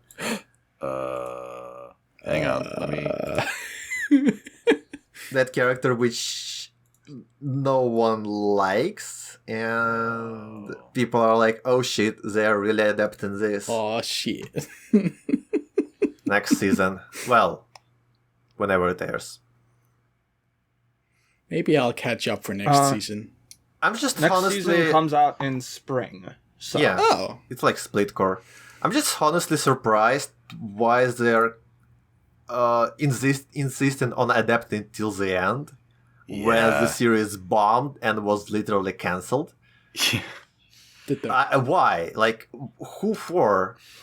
Yeah, I will say that all things considered, like, oh wow, they really did introduce him. I'm looking at him right now, at the very end. I'm staring at his face. I can't believe it. Staring at his stupid. Okay, so I will say, all things considered, like if we had to get another season of Shokugeki, like Shonen Jump was just insistent that all of the Shokugeki manga would be adapted into anime and the production quality wouldn't increase. The best case scenario for us was that they would be split core. Because at least I can put this entry onto Mal. Whenever I finish it, it'll be a 7, probably an 8, honestly. Because again, this is my favorite arc of Shokugeki.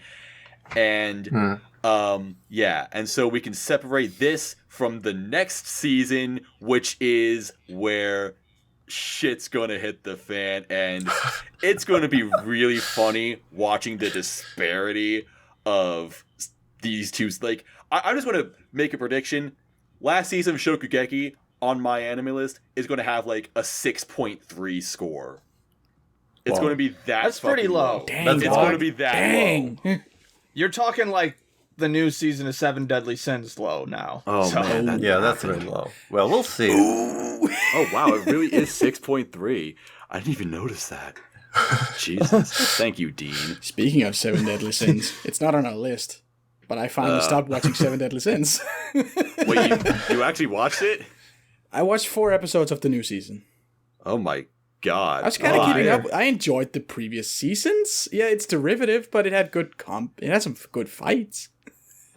But then this is just not even the fights are good. I like that one meme that came out of that picture oh my God. of Meliodas slaying. Put it on screen now. My. What are you talking about? Meliodas has great tits, dude. Those feet. Show feet. Show feet. Yeah. This was the season that broke me. I was kind of a guilty pleasure watcher. Now I'm just like, no. Never again.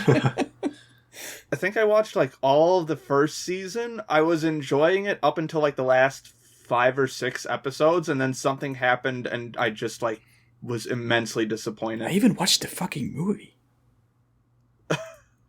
It had a movie? It had a movie, Prisoner of the Sky. Why do I remember the title? Moving on. I gotta say, Nanatsu no Taizai is a series that is like, I don't know, it's just this bizarre entity where, like, I watched the whole first season, I don't remember a single thing about it, and then after a couple of years later, they did like a 4-episode miniseries, and I'm like, oh, it's nice that they did a miniseries because I completely forgot the first season. So that was a nice refresher. And then a year or two later, season 2 comes out. I forgot everything that happened all over again. But wasn't the miniseries is like, that's not a recap of the first season. No, I mean, it's like, I would kind of consider it like a pseudo recap. Kind of. I of. think. Yeah. I don't know. Don't look at me. It's been like 4 years since that happened, and I don't remember what the fuck happened in it. I remember I was new to anime, and I saw this, and I was like, oh, that kind of looks like the beginning of Dragon Ball a little bit. Then I watched it, and it was like, oh, combat and fan service. That's cool. Yeah, and then I watched the first half of season 2, and then I just stopped because I'm just like, I don't fucking care. I don't care about any of these people. I don't care. Except Ban. Ban is cool. Ban is cool, except this. I've seen clips of him where he just gets the shit beat out of him by literally everybody in the That's kind of his gag, is that he's immortal and he gets his ass kicked, but because he just regenerates, he eventually overpowers anybody. That's like his That's thing. one way to do it.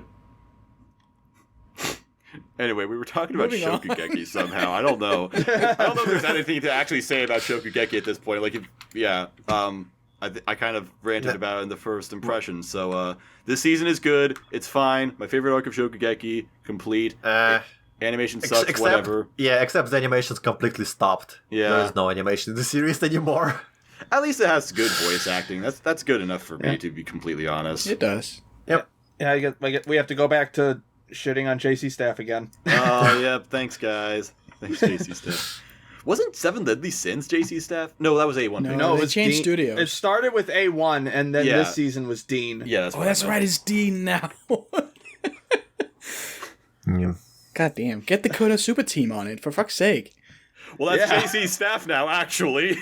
Oh, yeah. What? yeah, the movie was moved over to JC Staff. Huh. What? How? Yeah, I don't know.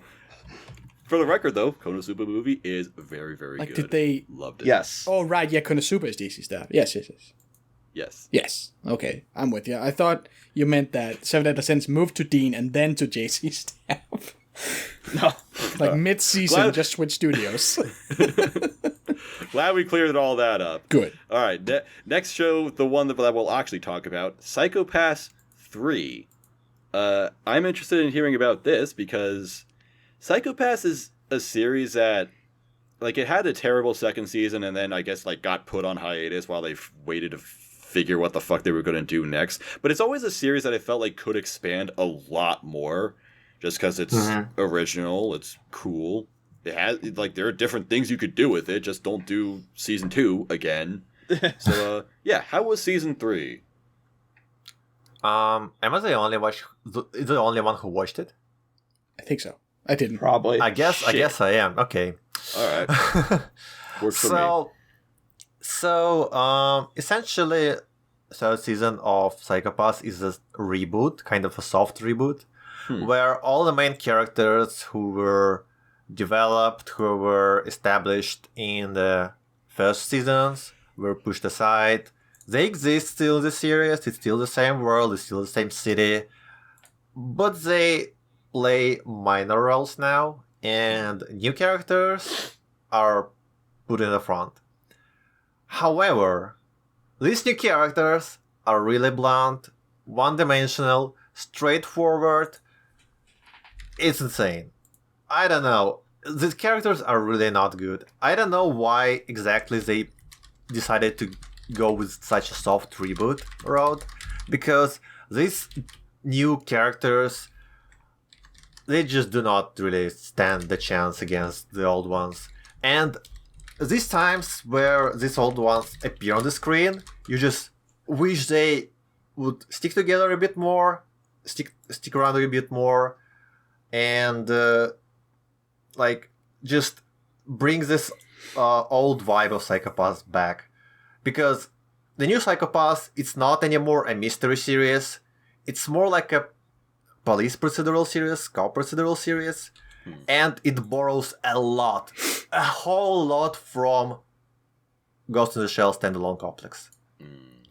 To the point where it's like derivative. And it's not really what I was looking for, honestly, because it's a lot of politics, lots of intrigue, the plot is long-winded, twisted, and the worst part of it is that the season didn't even have a grand finale it was pointing to. It is going to be a new movie which is like going to hopefully tie all ends together. So yeah, I don't know. It's watchable. It's like a fair show. It has occasionally good animation, interesting arcs at times, but characters are just so bland and the world is so neutered. It's like not even the old Psychopaths. It's like really a new series, and it's not as good as what Urabuchi wrote back in 2012. Yeah, I was going to say, it's almost like they took the person who actually knew how this world worked and just did it without him, and it wasn't as good. Yeah, exactly. And obviously it's not as good. It's just like Psychopaths in title alone, honestly. I'm disappointed. I would not recommend it. I think I gave it 4. Damn. So yeah. That's a shame. Where the fuck is Urabuchi? I forgot his name. Holy shit. He's making a really terrible full CG YouTube Red series. Yep. Nice. What's it called? It's called Obsolete. Oh wow, what a fitting title, I guess. Hit up our friends over at YouTube Red. The link is in the description.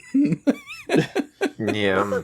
I don't know, man. The anime industry as a whole has just like totally failed because they haven't been able to corral Urabuchi for the last like 5 years. So he's just ran off and done whatever the fuck he's wanted. Like Thunderbolt Fantasy. Would not have... Yeah. I'd still need to watch that. Shout out to every goddamn service in the world having their own streaming service. Even Facebook is getting into it now. It's like, stop. It's too many things. They're all going to crash. It's all going to crash because this is all leading back to piracy. It's like, okay, Netflix and Crunchyroll. Good. 2 places to go. Now I don't have to pirate anything. Okay, 10 places. Don't forget about it. Excuse me, High Dive. They came before. Didn't they kind of come later? I don't know. Saved, boss. Sorry, High Dive and our friends over at Sentai Filmworks. Cut that out. Right. Cut that out. Or just like rearrange the words so it sounds like High Dive saved everything. Yeah. There's High Dive and High Dive and High Dive. High Dive. There's just too many places and it's driving people back to piracy. That's a rant for another time. Yeah.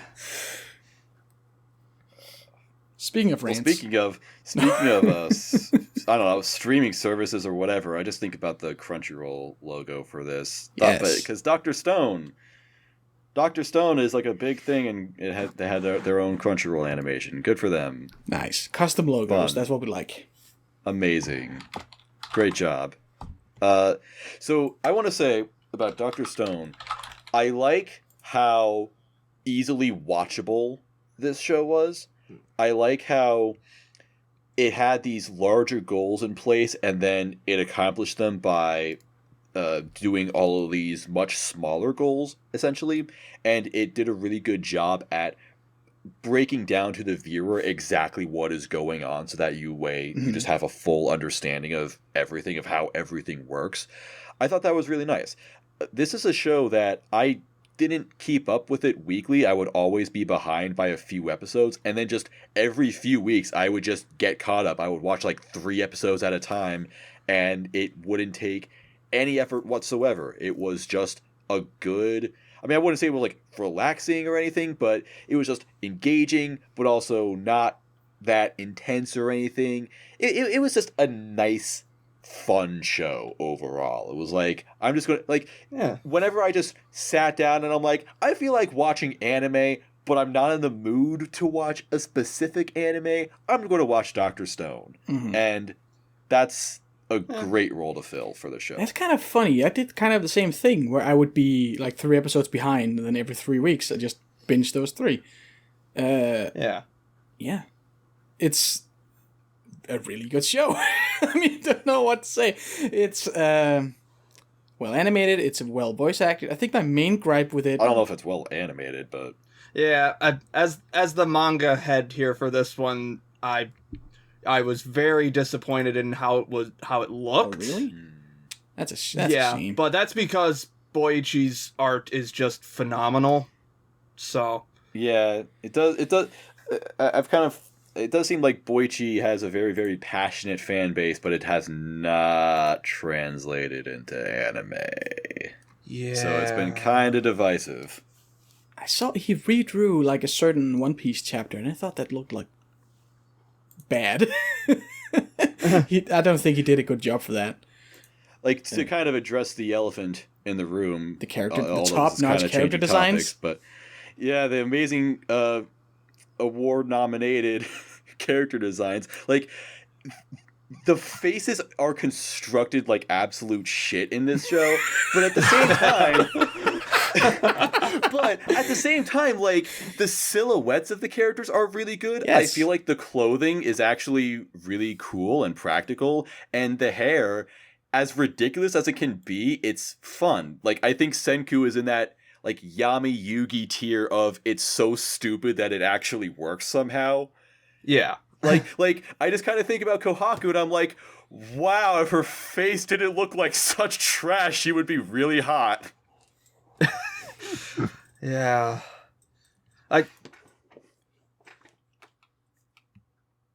What happened? Did someone say something? I thought someone cut out. No. Yeah. Did King Crimson erase this or something? I don't know. JoJo spoiler. God damn it. Yes, that's a JoJo spoiler. For fuck's sake, can never escape them.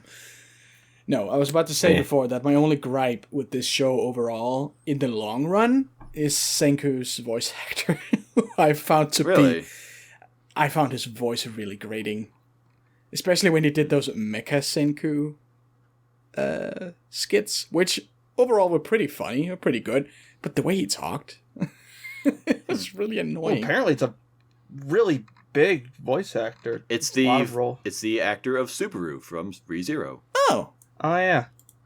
I liked him as Subaru. Yeah, I didn't have a problem with him personally. I think it was fine. All right. How do we all feel about Tsukasa? Is he still the villain, or do we still love him? I've never loved him. I don't know if it's necessarily that...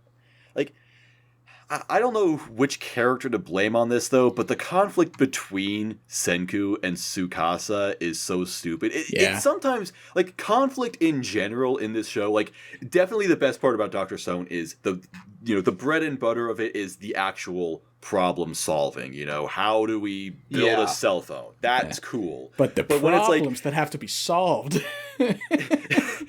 Yeah, like the actual people problems are just stupid. Like, during that whole tournament arc where there was the Magma who would he would just say out loud, very obviously to no one in particular, "Oh wow, I can't wait to become the chief of the village," and then fucking kill their daughter for some reason. I don't know why. I don't know what his motivation was, but he just... a villain. I'm sure they will all accept my rule. Yeah. Oh, can we just fucking talk about... Okay, can we talk about the fact that, Magma and the spirit guy, Kinro, whatever. One of them. Glasses man. Oh, Who cares? Okay. The gold one. Yeah, the gold man fought Magma and then beat him fair and square, and it was like, yeah, cool, good fight. And he's like, okay, just to make sure that, this wasn't like some sort of... Magma's like, not Magma, Gold guy is like, just to make sure, I just want to check with the chief to make sure I didn't break any rules so that this is a fair fight. Okay. Hey, Chief gets hit in the fucking back by Magma, and everyone's like, wow, Magma's so cool. What a great guy. I fucking love Magma. Top tier fighter. And then, he fights another guy and is, legitimately trying to fucking murder this kid. And it's like, wow. I just love Magma. I love this guy. I can't wait for him to be There's redeemed later. something wrong with the village. It's bad. Yeah. They are a simple folk. The simple people. I thought it was really cool how they do the reveal of the village is named after Senku's dad, because they were in orbit when the whole thing happened, and yeah. It was named after our guy Ishigami. From Kaguya. Because they all watched Kaguya-sama. A Blu-ray of Kaguya fell down from space, and they all watched it. Congratulations, Ishigami. And they were like, oh, what a good guy. Let's name our village this. But anyway, back to ranting about the Tsukasa Senku conflict. I don't think there was enough Tsukasa in this second half at all. He was barely there. I don't know if I really wanted more and of him. I don't like that he keeps... Oh, sorry. That he was? I don't like that he keeps... we see the people he has revived, and they're all just morons. Big burly guys with mohawks and, 2 brain cells.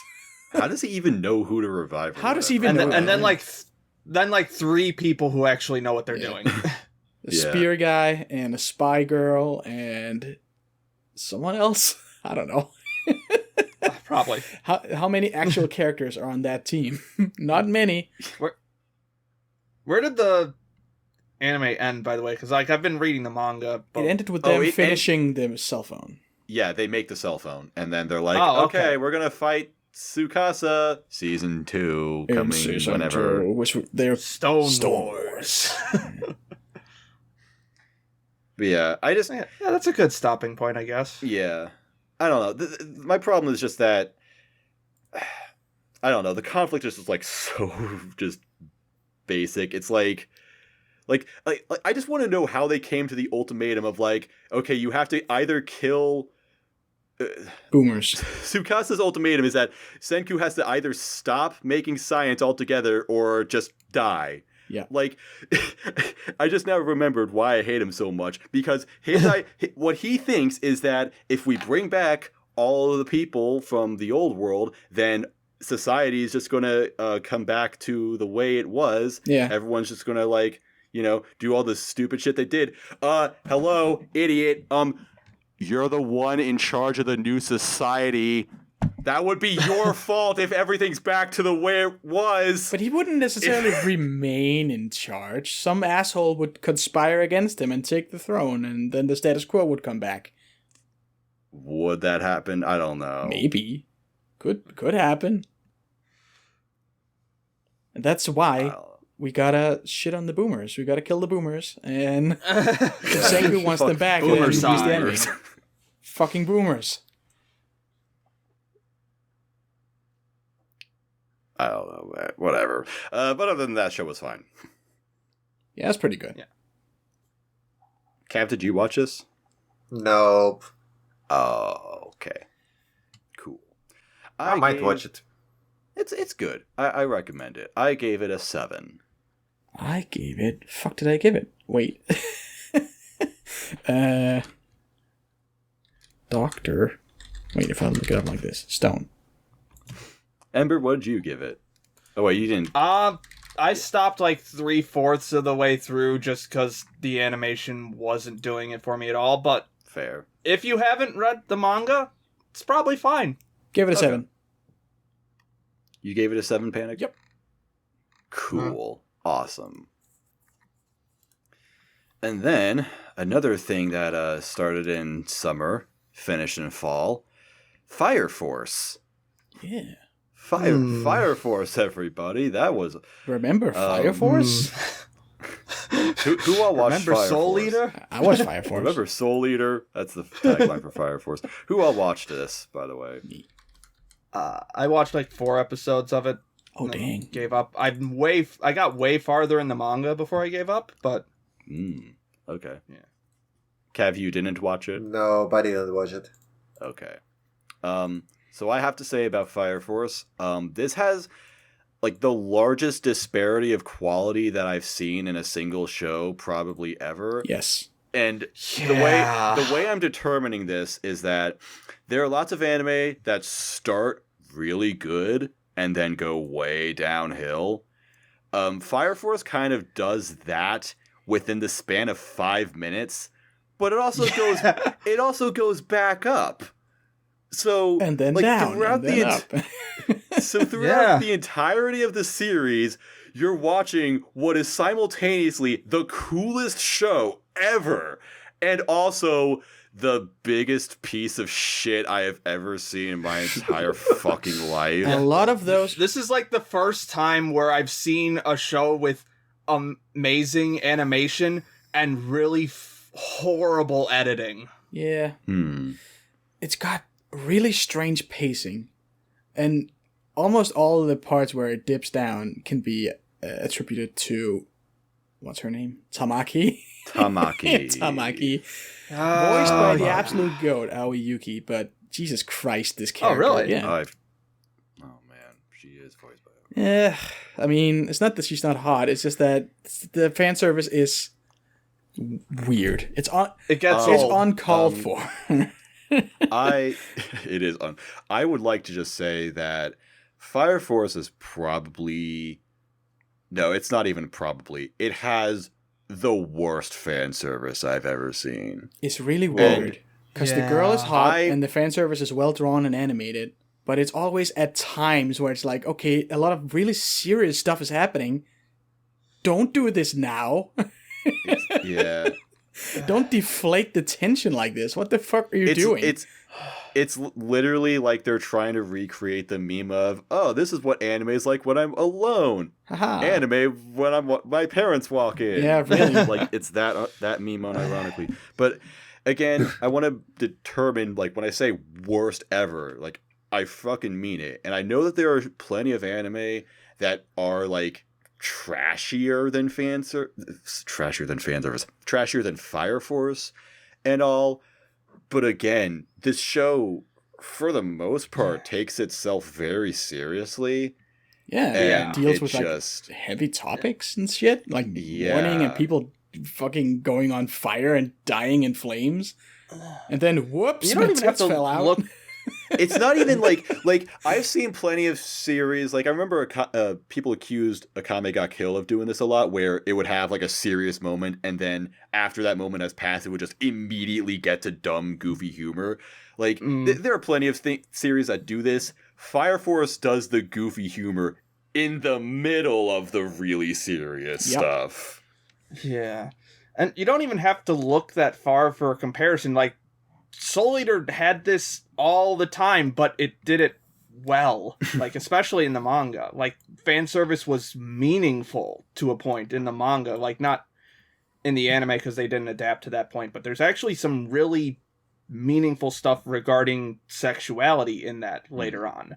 And Fire Force just doesn't. So I don't know what happened to Okubo between then and now, but... Yeah, there was the one time where they defeated a guy by Tamaki falling over, and he saw presumably her vagina and just completely froze up.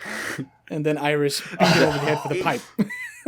It literally got to the point where it's like the author was just actively trolling us, because that one moment you're talking about, the entire build-up to that scene was like this whole emotional arc about this character, about how completely fucking useless she is, about how she has done nothing but be this walking fan service character, and so she's like, what? I'm gonna prove myself. I'm gonna prove that I'm as strong as the other guys. I'm gonna beat this guy with actual powers and stuff.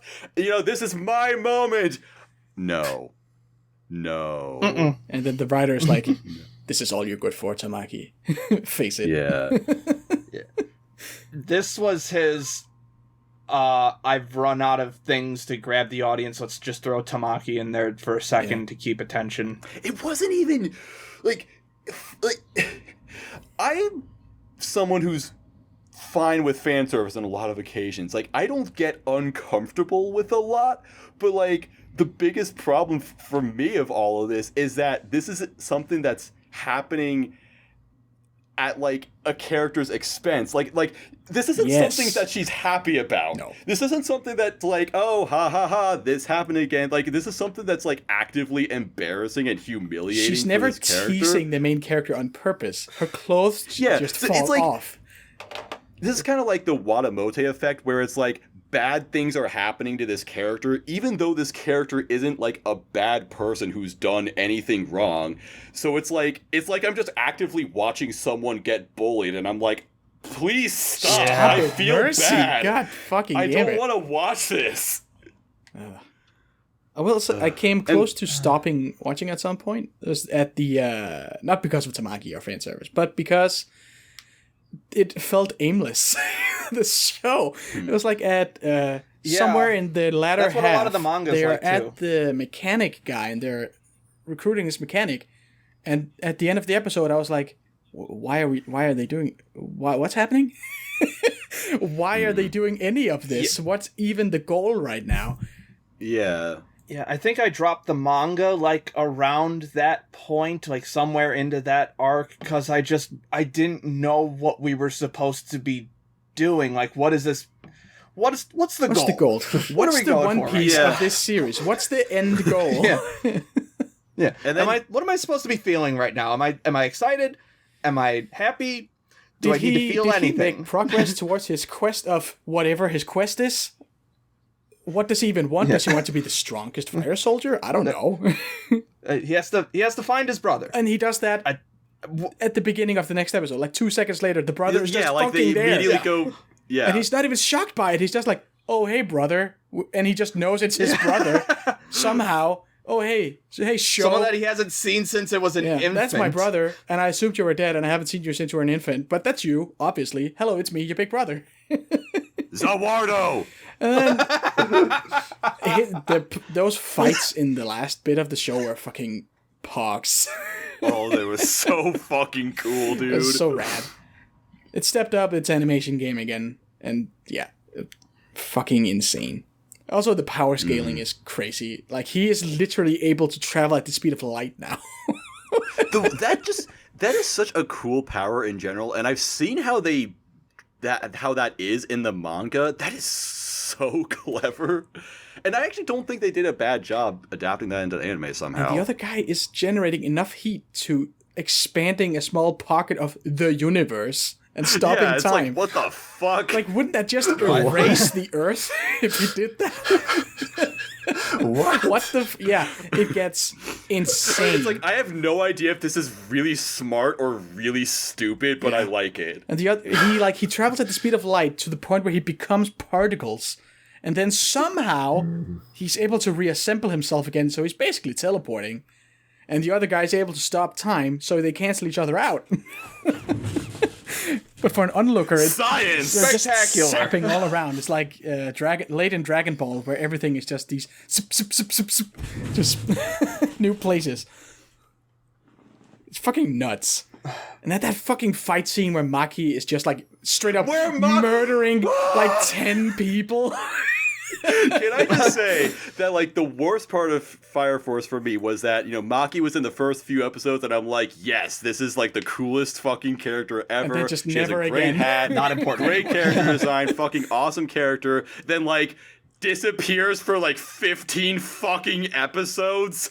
I'm so Yeah, mad. she comes and then, back with a and, like, fucking finally, vengeance. At the end, she gets a whole ass fight, and it was so cool. I loved it so much. It was all worth it. She It was attaches all worth it like for that these one fight. massive metal weights, like rams, to her little floating flame buddies, and she's just crushing skulls.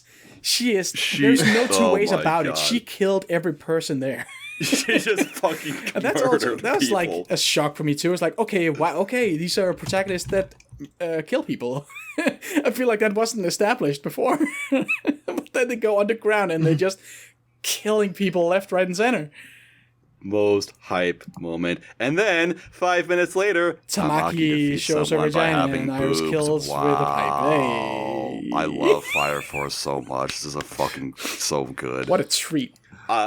I have not seen the last 2 episodes yet, so I have not given an official score. I have no idea what I'm going to score it. I have no idea what I'm supposed to score it. It is both a 10 out of 10 and a 1 out of 10 at the same time. So 5. I guess so, maybe. I don't know. I gave it a 7. Probably give it a 6.5 if I could. I completely forget where it ends. I have no idea. But season 2 in summer, yay! We just do it all over again. I know the manga fans are really happy about the next arc, I guess, but I can't. That's kind of the problem with this. Is like I can't see how he can possibly get stronger. He's traveling at the speed of light. Yeah. Unless he learns to travel even faster and rewind time. Which I guess is in... I mean, it's in the cards. He could do that. Sure. Why not? The Why sky not? is the limit. I guess. But that OP, though. Which one? The new one. Mayday. Mayday! I love Mayday so much. I actually really fucking love it. Was actually so okay, so it was so funny how I made a video about Inferno where I'm like, yeah, Inferno's good, cool animation and all, except the visuals don't match the song's timing whatsoever. And then with Mayday, they like match the visuals too much. Where you've just got like, where you got like the guys screaming, and then they've got like these really intense character shakes to go along with it, and it's just like it's just like the mascot character's just shaking really intensely. And the two guys, it's very cheesy too. Like the two main guys in the car pushing each other around, and the song is going, "You're wearing out, you're welcome." Yeah, it's kind of too much. But I fucking love that song. That song is great. So, I got it. It's on Spotify. I have it on my list.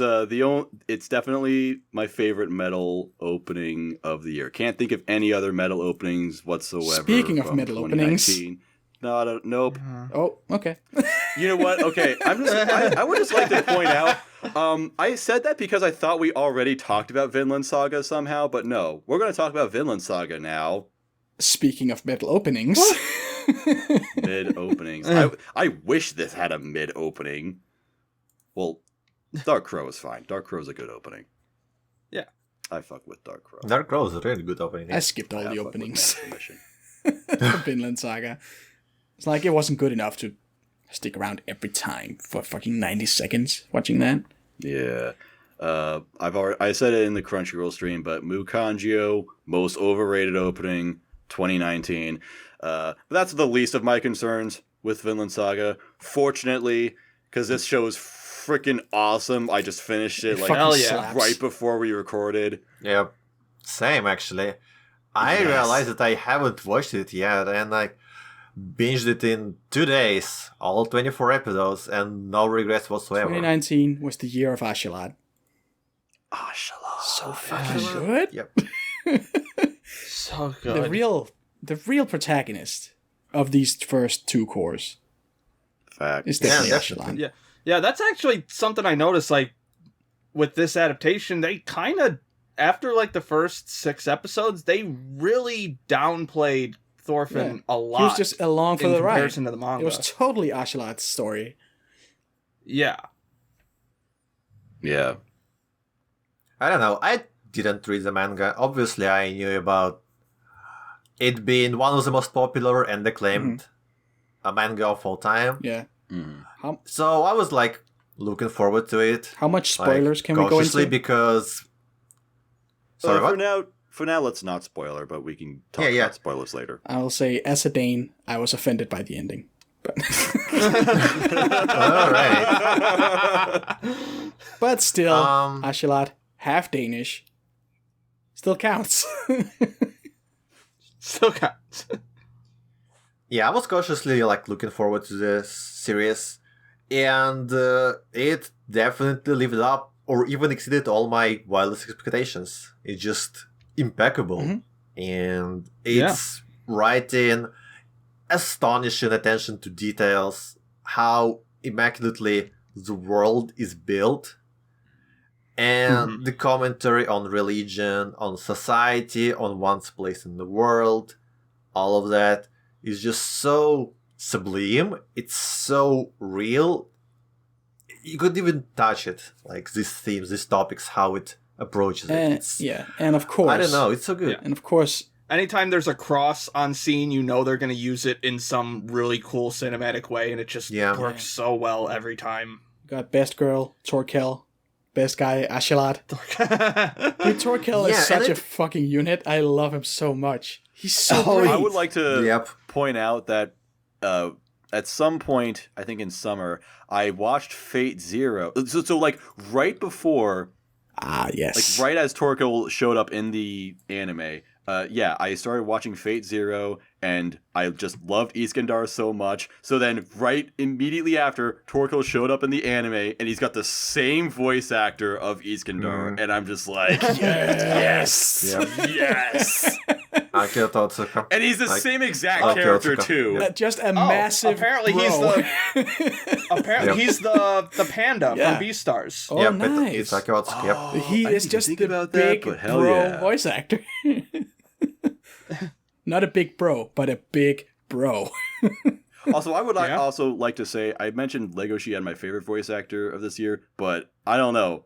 Torkel is also really fucking He's good. so fucking good, Torkel. Akio Otsuka's always good for whenever you need that character. And I love Canute. I love, just everybody. Well, Torfin got kind of grating, but even he's still okay. There's no bad character in this, I don't think. So. Even I don't know. Many people kind of were really disappointed with Thorfinn, apparently, as a Reddit. He's a whiny brat for the whole thing. Yeah, I don't know. But that's kind of the point. Yeah, I love him. Yeah. I love him a lot. Of course he's There's still so, mad. So much great development for him. He's not your usual main character, lead character. Nothing like in your typical shonen series. No. Because this is seinen, so... Yeah, it's seinen, yeah. But, the point is that he apparently doesn't get what he wants.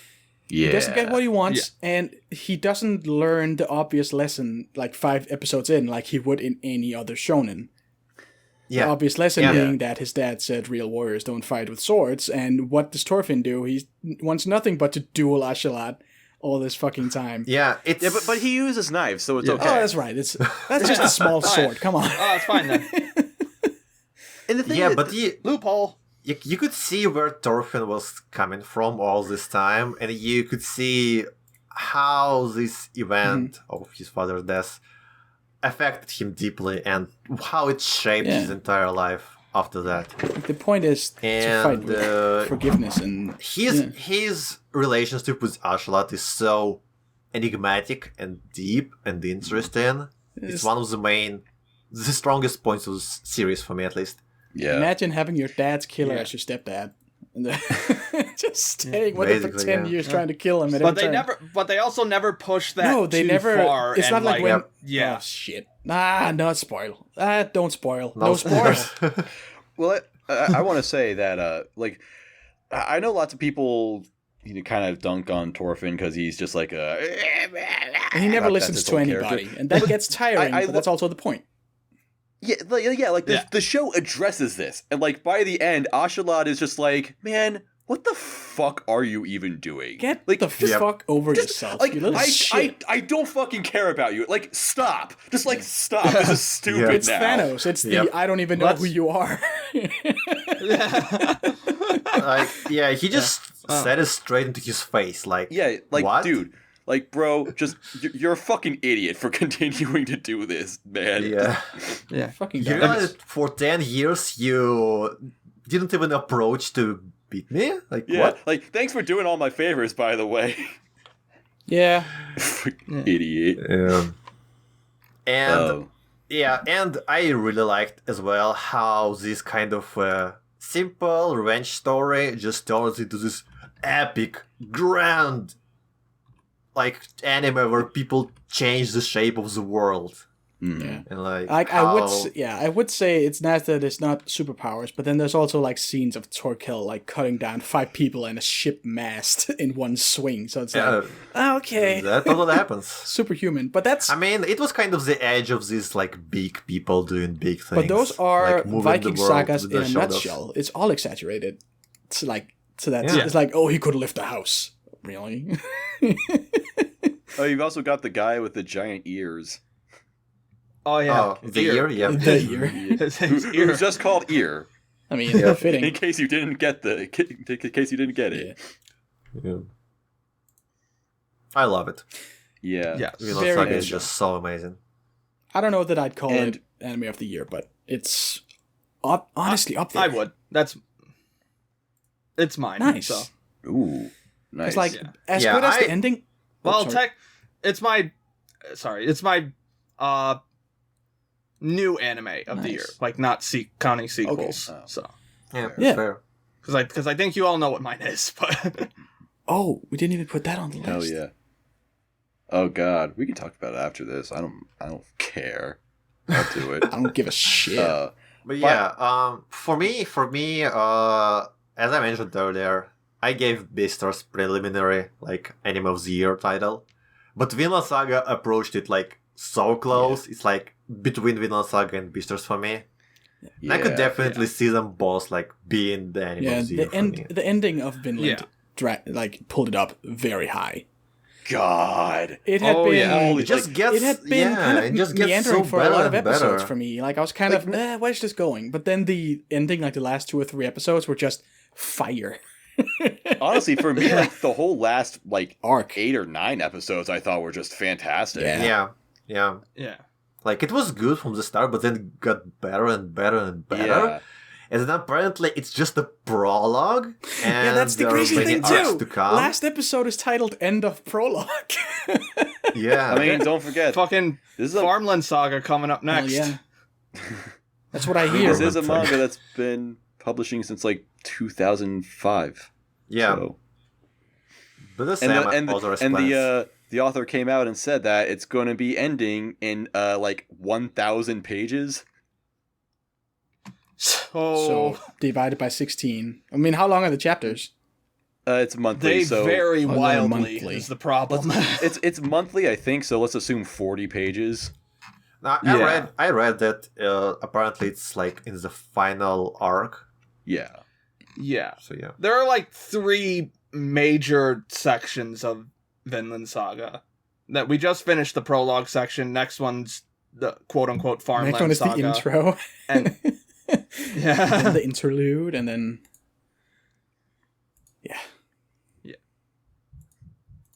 Yeah, I'm really excited Yep. for what to come.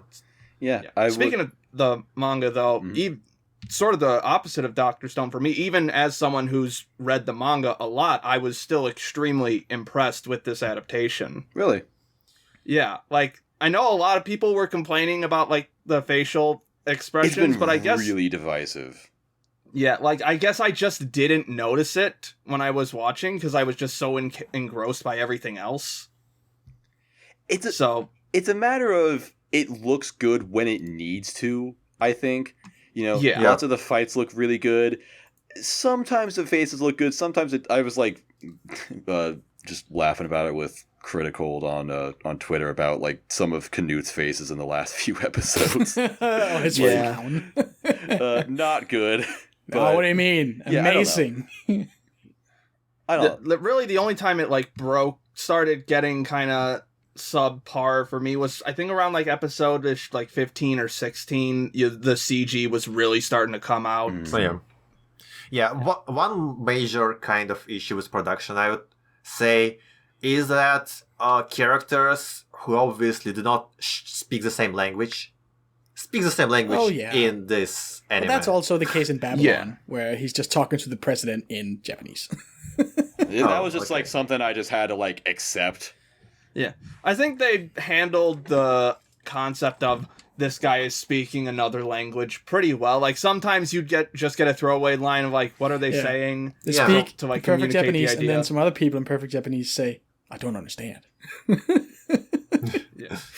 It's just a bit. You just weird. have to remember who's from where. Yeah. I guess it was like too much trouble for them to get someone to speak that actual language that they need to speak in Japan. Yeah, because if you got someone to speak Welsh, then like why not just have it all in the specific language? I could dub the Danish parts. Do we know any Welsh people? The abridged saga. That's definitely not been taken before. Yeah, I don't know. Anything else to say about Vinland Saga? It was really good. That's it. It's good. It's great. It's a great anime. Watch it, people. I haven't fully decided on my score. It's like a solid 8.5. It could go up or down. Same. But I have it at 8. I gave it a solid 9, I think. It's really up there for me. Same. Yeah. 9. Pretty cool. And I guess as one last final section, it's finally over after a few years. Pokemon Sun and Moon, baby, anime of the year. Woo! Every year. I've only seen 50. I've seen maybe all the episodes that came out in 2016 and most of 2017. That's it. This is my legit anime of the year. It's just fucking great. It's my only major disappointment is that the league did feel a little less creative than the rest of the series, but that's just because the rest of the series was so explosively creative with everything else that it was doing. So, yeah, but I true. think, yeah. But especially now that we're seemingly just breaking away from the formula entirely with the next season, I can only see it going up from there. Is good. Yeah. I'm just glad because I don't know, I've always been watching Pokemon on and off. Like, I don't know, it's fine for the most part, but I just kind of stopped caring for the most part. Meanwhile, I can watch an episode of Sun and Moon and it'll be like the best episode of anything that I've seen in a week or something. That's why I have like 100 episodes to go, because like I don't want to run out. Right. I want to have 100 episodes forever. It's like because it's the best show when ever. people play a JRPG and they stop on the last chapter because you don't want it to end, but then you just prematurely end it for yourself. But I'm glad that they've gone away from the formula of Ash goes to random unnamed town with this one Pokemon, Team Rocket shows up, and then the end. No, but that's the best. Why you're happy they stopped doing that? Yeah. Because in this season they get kidnapped by a Beware. Yeah. It's so every time that Team Rocket blasts up, a Beware just comes out of fucking nowhere and just catches them and just abducts them into a cave. Sometimes it literally turns itself into like a helicopter and it's just like flies the most away. absurd like at first it just kind of shows up and just runs up to them, but like they get increasingly elaborate and creative with what this Beware can do. Like it can just run on water. It'll just fly in midair. It's the best joke ever. I love it. And this season also has by far the best supporting cast from any Pokemon series. Hell yes. There's just so many like 5-star episodes focusing on the supporting cast, and a lot to talk about death. There's a lot of death in like Pokemon dying or people. Yes, dead Pokemon dead actually parents fucking die in this show. Dead Pokemon, dead parents. There's a lot to be said Maybe about they'll add death. that to the games. Like, now your Pokemon don't faint anymore. They just fucking die. Yeah. Yeah, like Yeah, it's like, what was it? Episode 21 was the first big one. yeah, I almost fucking cried watching that episode. Like, I could probably there's probably a single digit number of times where I've almost cried watching anime, and fucking the Litten episode was one of them, man. Oh, Litten. Litten's so good. Litten is great. I haven't watched a lot of Pokemon. Watched a bit of the original series, but I remember that shit traumatized because of the Charmander episode, and they say if the flame goes out, it fucking dies. So every time I'm playing the games, I'm fighting a Charmander and using water on it. I'm like, oh, it could die. Shit, this is dangerous. Yeah. I just And then, like, I think it's episode 79, I think. Either episode 79 or 81, where it's this Pokemon that falls from space or whatever. I'm not going to spoil it, but that was the whole impetus for my Pokemon Has Matured video. And that just, the ending of that was just heartbreaking. Damn. Maybe one day. It's the best show of all time. And I'm just glad that Ash finally won a league, so that somehow validated my opinion. Nice. Yeah. And his last battle, I think it's like the third to last episode, that was fucking hype. The series already had great animation up to that point, but it just went up a whole level. Will anything ever beat the hype of Pikachu defeating an Onix with Thunderbolt? Yes, it's called, I forget what episode number it was, but the baseball episode of Sun and Moon. Oh, yeah. Most hype episode. Of course you'd think that's the most hype episode. You know what? I'm just gonna... Okay, I'll post this after the podcast because I probably can't find it immediately, but I'll just give you a clip from Sonic Episode 28. Baseball episode. 28, Nice. I think. Yeah. So, yeah. Pokemon is great. Give it a strong 9, light 10. It's a 10 for me, baby. Anime of the year every year. Right. And with that, I guess we're done with this podcast. We're done with the year. Actually, wait, we still have to do the year in review podcast. Oh, wait, I thought you meant we still have another show. Because I feel like you forgot it, Beacon. No, we're done. We're done? There are There's more no anime. other shows? Anime is over. Thank you. Are you sure there's no other shows? I would like to believe so, personally. But yeah. Thanks everybody for listening to Thanks for listening to this episode of the Our Anime Podcast. Thank you guys for joining me, Cav, Panic, Ember. Once again, it's been great. Thank you. Thank you. Yeah. highdive.com/LP/RA2020, month of Highdive for free. And yeah, I don't know. I was about to say like watch Pokemon Sun and Moon, but I actually don't know where you can watch this legally. You can't. You have to watch it dubbed on Pokemon.com. I will definitely do that. Go to highdive.com. Yeah. Watch Jet Girls episode 6. Uncensored. Why episode 6 specifically? That's the one that had, had nice titties myself. in my notes. Oh, thank you. Awesome. Yeah, that's it. Toot-toot, motherfuckers. Bye. Bye.